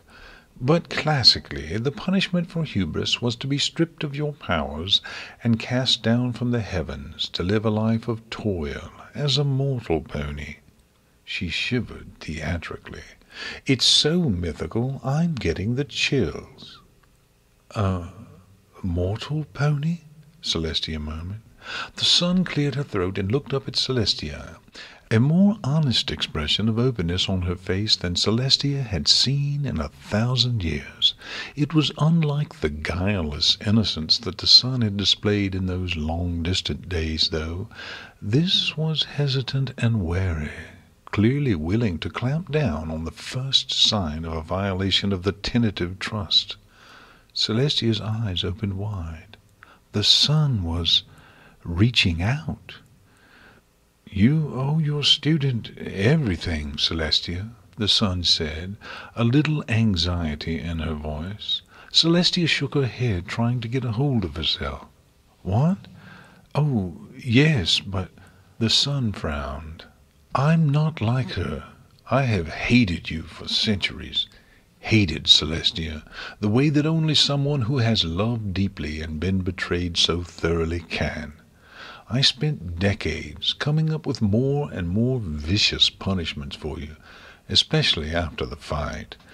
And this last time, Celestia," the sun shook her head, "if Twilight Sparkle had not come, and I hadn't seen an opportunity to torture you a little bit, no matter what she decided to do—" Celestia said nothing, taken completely off balance. "She came for you. She loves you, despite what you did to her," the sun shook her head. "And she had the strength to move past what you'd done to her, because she could accept you'd done it to her in pain. She really is some pony special." "I've always thought so," Celestia replied, weakly. "It's the magic of friendship that gives her this strength." "Yes." Celestia took a deep breath and steadied her voice. "The true magic that comes from the understanding that real friendship is not just about sharing happiness, which is easy, but about sharing other ponies' troubles and pains, taking them as your own, and by doing so, helping your friends overcome the struggles, so that there is more joy over all." Celestia's heart swelled with pride. Twilight Sparkle is the true master of the magic of friendship. The sun smiled in an awkward, self-conscious way. "It is a powerful magic indeed. Strong enough to move the sun, it turns out." She cleared her throat and set her face in a cocky grin. "That's a good line, if I say so myself." Celestia laughed, actually laughed at this. It was a wild laugh, born deep inside her, which leapt up her throat and burst out of her, unrestrained and unrefined, a powerful surge of relief and amusement, overwhelming her now totally expended self-restraint. "It is. It really is," she said, as she settled down. "Celestia, I'm not as strong as Twilight Sparkle," the sun said seriously, but she was still smiling, just a little. Celestia met her gaze, and there was still pain and weariness in it, but there was also a fierce determination. "I can't forgive you. I just can't, the way she did." "I wouldn't ask you to. I couldn't," Celestia said, her mirth fading quickly. "I thought about what she really said, and you should too," the sun added quickly. "She didn't just forgive you. The thing that she said was that you two needed to just stop the hurt, stop letting all the mistakes get in the way. And that's—" She trailed off. Celestia let her think for a while, speak in her own time. "It made me think about what the point of punishment should be," the sun said eventually, "especially between you and I. For so long I wanted to hurt and scare you, just as you've hurt and frightened me." She smiled lamely. "But Twilight's helped me understand that you've been in constant pain." "Nothing compared to you," Celestia said quickly. "Too right," the sun said. "But that's not really important right now. The point is that we both hurt, not which of us hurts more. It's hard for me to let go of my anger, Celestia, but We're going to be together for a long time. 1,000 years is like a day and a month to us, and frankly, the sun sighed wistfully and looked away into the sun as it sank into the horizon. It occurred to me that if we spent the rest of that time at each other's throats, that would just be constant misery for both of us. She turned to Celestia, looking fierce, daring her to take what she was about to say the wrong way. And as much as I hated you, I've missed you so much. I've missed being your friend. Celestia began, her eyes welling with tears. The sun shook her head irritably. It just made me hate you more, Celestia. I hated how much I still cared about you. But now I understand why I did. I've always known deep down that you acted out of pain and fear. That doesn't make what happened forgivable, but it gives us a chance now. I can't just forgive you. I'm still so angry. So I want to take some time apart, to rest, and try to let go. Celestia blinked. And I will spend time as a mortal pony. No, you'll spend time learning your place, the sun said firmly. This is punishment, Celestia. You tried to be the sun, you're not. So you'll live out a mortal life, growing old, powerless to do anything but watch the things you love wither and die around you. She stepped forward, giving Celestia a very serious gaze. But it is my hope that this time you'll find the strength to accept this pain, Celestia, the pain of being, the pain of change. Not try to hide from it by removing yourself as you tried to. I want you to learn to be a part of everything, knowing that you will have to watch it grow old and transition, so that you can remember it as it was and share that memory with the future. The things you love, no matter how temporary, can know something of immortality. Celestia gave the sun a wry grin, but she was still weeping relieved, grateful tears. So, will I what? Be born to some poor pony somewhere to learn this lesson? That would be typically mythical. A humble, unassuming life of simplicity until you return, and I ascend once again with this new wisdom. The sun chuckled. The thought did occur to me, she said, shrugging, but I feel like I have obligations to some pony else. Twilight, Celestia whispered, unhidden hope strangling her voice. She gave me strength too, Celestia, and she never treated me as a villain, even though I was going to rob her of you. Her wisdom and courage deserve to be rewarded, even if I'm just burdening her with a very hurt pony. The sun was tearing up now too, and having watched you all this time, and then when you were talking to Twilight just now, I think you wore that mask for so long that you forgot who Celestia is. The Celestia who used to tell me stories about her adventures and about all the ponies she knew. Celestia took a step forward, and to their mutual surprise and joy, the sun didn't shy from her. Gently, very tentatively, they touched their heads to one another's necks, a very chaste and reserved expression of affection that, for all that, was the most intense moment of emotion that had ever passed between them. The sun sniffed. Let Twilight help you remember that pony, Celestia. Let her teach you the strength to live in the world, moving with it, rather than trying to be an unchanging center. I know it must be very frightening. But it's my purpose, Celestia whispered. I understand that better now. The sun stepped back, nodding. Yes, it is, and when I return, we'll see where we are. I'll never forget what you've done. But I am strong enough now to say that we just need to let the cycle of pain stop. Any punishment I dreamed up would just be petty revenge, which would only breed more hatred and resentment. But this, you need to learn to accept your place in things, so that what happened never happens again. That will be hard enough for you, I think. And now, after everything, I think you understand how much your errors have hurt you and every pony else. Yes, Celestia murmured, but still, you're showing me much more. Not me. If it had just been me, I promise you would have had to endure centuries of every torture I could have dreamed up. The sun looked at Celestia seriously. Twilight Sparkle saved you. She saved us from an eternity of pain constantly at each other's throats.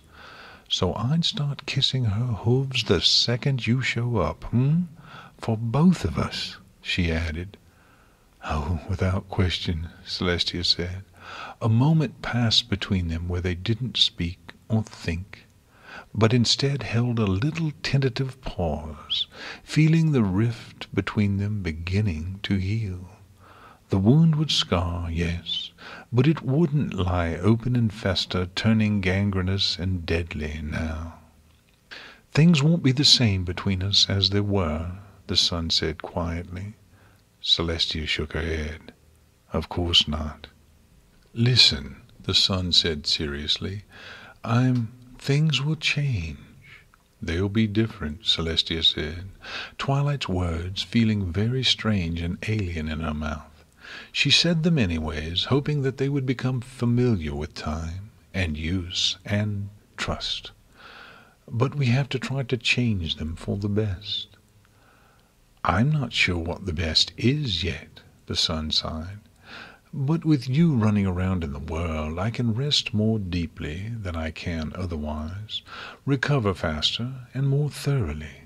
You'll have a long lifetime, Celestia, to try to learn what you must, and when I return, we will speak and see how things want to be between us. Celestia opened her mouth to speak and paused. She almost said, That's more than fair. But of course it was. All of this, was just as Twilight had said it was. Huge, monstrous, so big and complex that it transcended ideas of what was fair and had to be dealt with in terms of what needs to happen and be moved on from. She almost said, When I came here, I expected, as if anything she said to complete that thought would please the sun, who for all that she was reaching out, was also clearly hanging on to this decision with her teeth. Trying to flatter some pony who was so obviously conflicted about what they were doing was risky, and more importantly, an insult to their decision to act against their immediate instinct.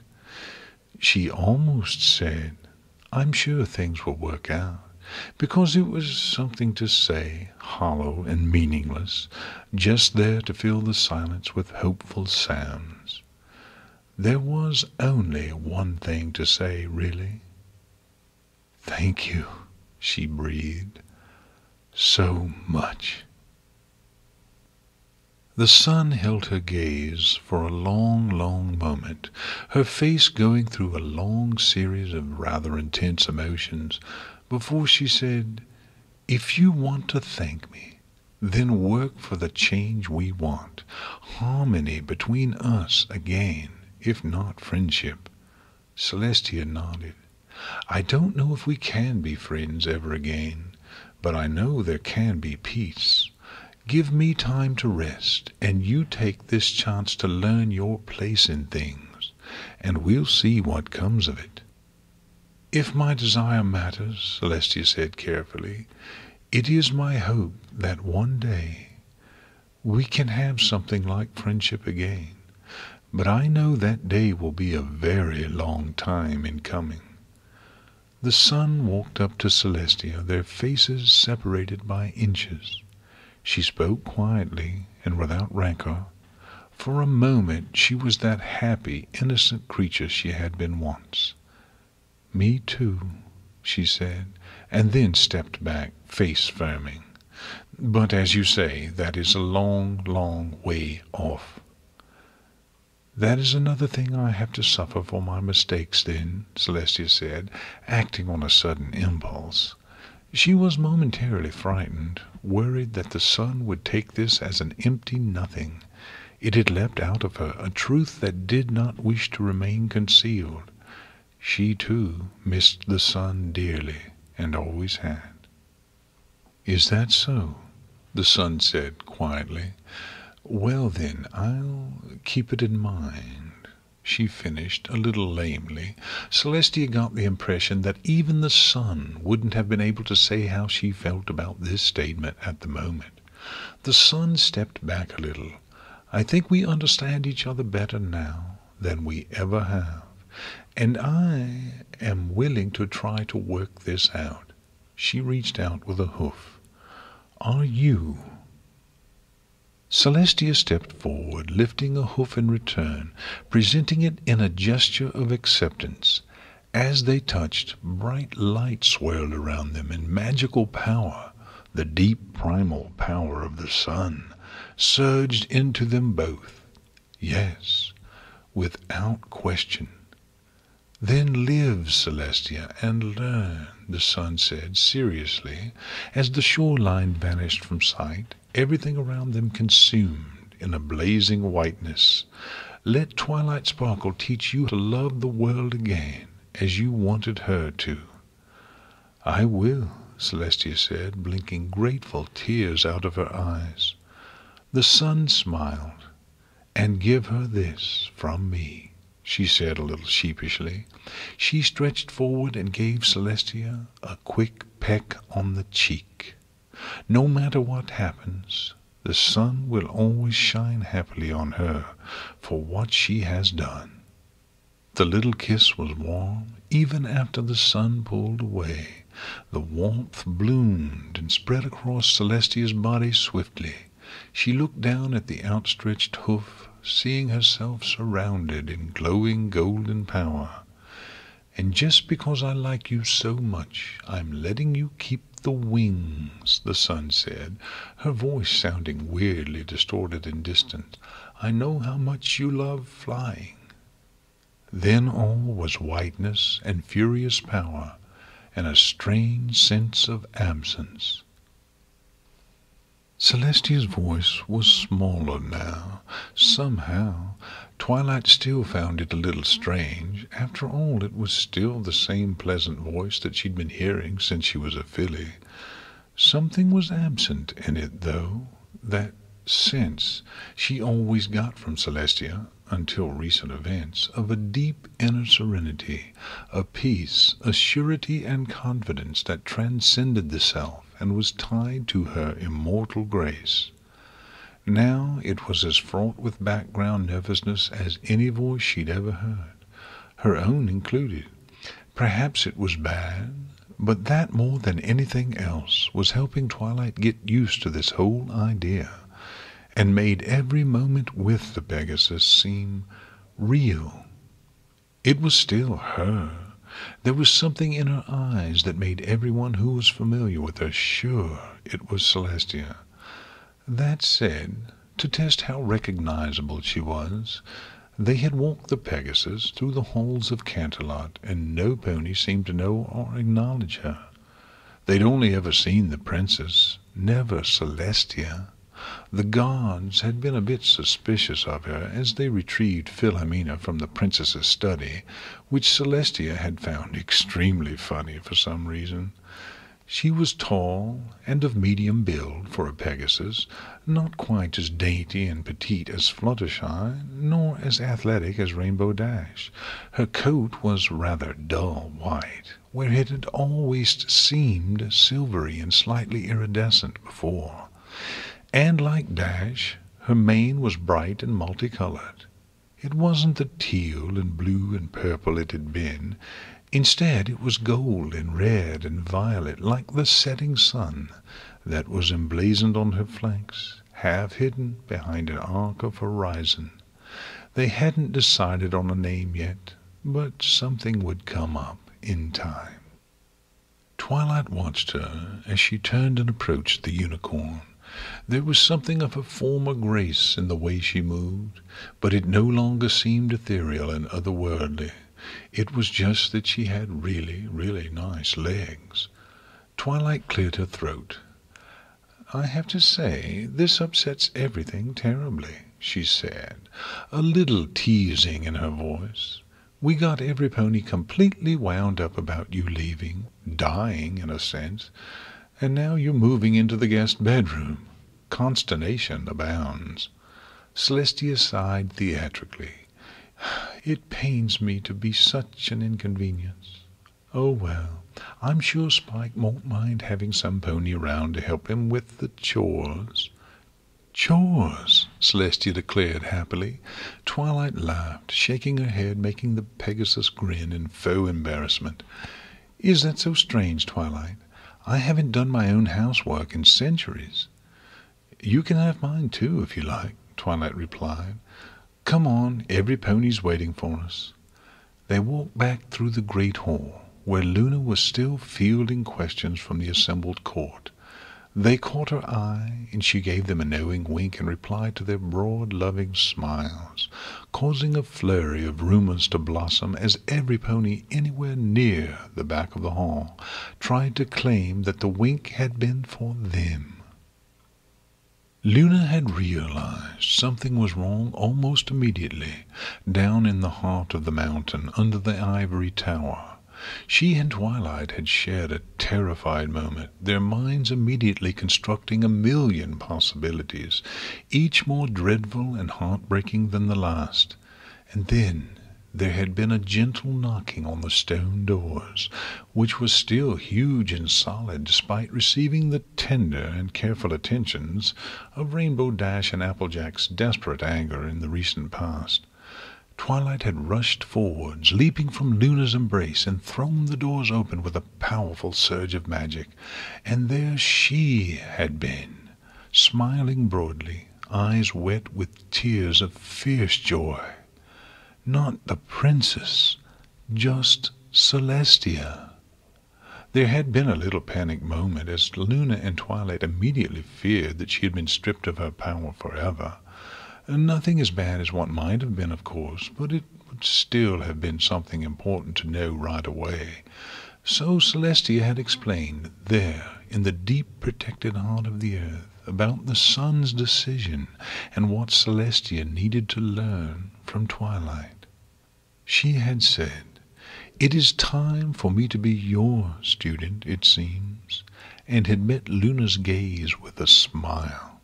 The memories, fond memories of the two of them discussing Twilight's friendship reports as Luna readjusted to Equestria, seemed deeply amusing now. Twilight had put a hoof on her shoulder and said, "No, now I think it's time for you to be my friend." It was a little silly, but they had smiled anyways. They had smuggled her out of the tower by night, after most of the ponies who had been spying on that last little walk through the grounds had lost interest in watching the guards stand around. But there were still a few privileged ponies who had some clue of what the story was about this new Pegasus. A couple of guards received some accelerated promotions in return for their discretion and the promise of future consideration if they managed not to think too hard about what they'd been ordered to do that night. And, of course, the elements of Harmony and Spike were immediately in the know, their relief and joy overwhelming, their excitement at the prospect of having Celestia join them in Ponyville indescribable. If Celestia had feared that her reluctance to grow close to them before would be reflected onto her now, she was happily incorrect. There had been some discussion about what was going on, and there would be more in the future, but for now there was relief and joy and hope. It wouldn't last forever, but after all the stress and fear, it was the best medicine for every pony's tired, wounded hearts. And for her part, Luna had been drunk on that relief. She and Celestia had conferred privately for a short time, but their brief glances to Twilight when they returned from their seclusion in Luna's chambers suggested that most of it had involved unprincess-like displays of affection and jubilation, as the dreaded threat of another 1,000 years of separation was so soundly dispelled. They would be apart, yes, but only by so much, enough that there was room for Luna to grow, and for Celestia to relax, and for their relationship to transition to its next stage smoothly, much better than yet another princess being hurled out of a world she knew, and, after a long absence, arriving in a place that was as foreign to her as the bottom of the sea is to a Pegasus. So much had happened. So much would happen now, Twilight supposed, as she and Celestia left the hall, Luna's gaze turning reluctantly away from them to Fancy Pants, who began a long question about something that Twilight immediately, instinctively realized she had absolutely no interest in whatsoever. "I can't believe how much has changed. Everything seems new to me," Celestia murmured next to her as they walked down the receiving hall towards the antechamber. She chuckled weakly. "That sounds so silly." "No, not at all," Twilight said absently, giving her a gentle smile. Celestia sighed. "It all started with those letters. That seems so long ago now. But it was what? 4 or 5 days, a week, and now—" She paused and made a show of looking down at herself in surprise. "Now Luna's princess, and I'm off to Ponyville with you." "Dreams," Twilight said reflectively, remembering her rueful thought as she penned that last letter which had started this whole affair. "Dreams are coming true all over the place." "We did have tea in my study," Celestia said, nodding sagely. "So you'll have to think of something else now, I think." Twilight grinned widely, shaking her head. Celestia was turning out to be a little more sarcastic and playful than she might have guessed. The former princess had even joined Rarity and Applejack in teasing Rainbow Dash, treating the story of recent events with Spitfire as a huge scandal, and reacting to the story of the Element's failed attempt to escape imprisonment with exaggerated expressions of shock. She had been having fun with her friends, not thinking of them as anything but other ponies to share some time with, not trying to lead or guide or watch from a distance. Twilight had teared up a little when she realized it.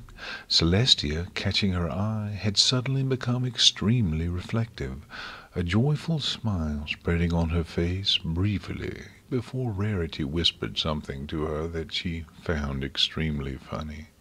"That's not what that dream meant, as you well know," Twilight said, playing the straight pony. She had long ago accepted that she was cursed to be so forever. "Yes, yes," Celestia said, smiling lazily, as if that vision hadn't been one of the most tremendously important things in both their lives.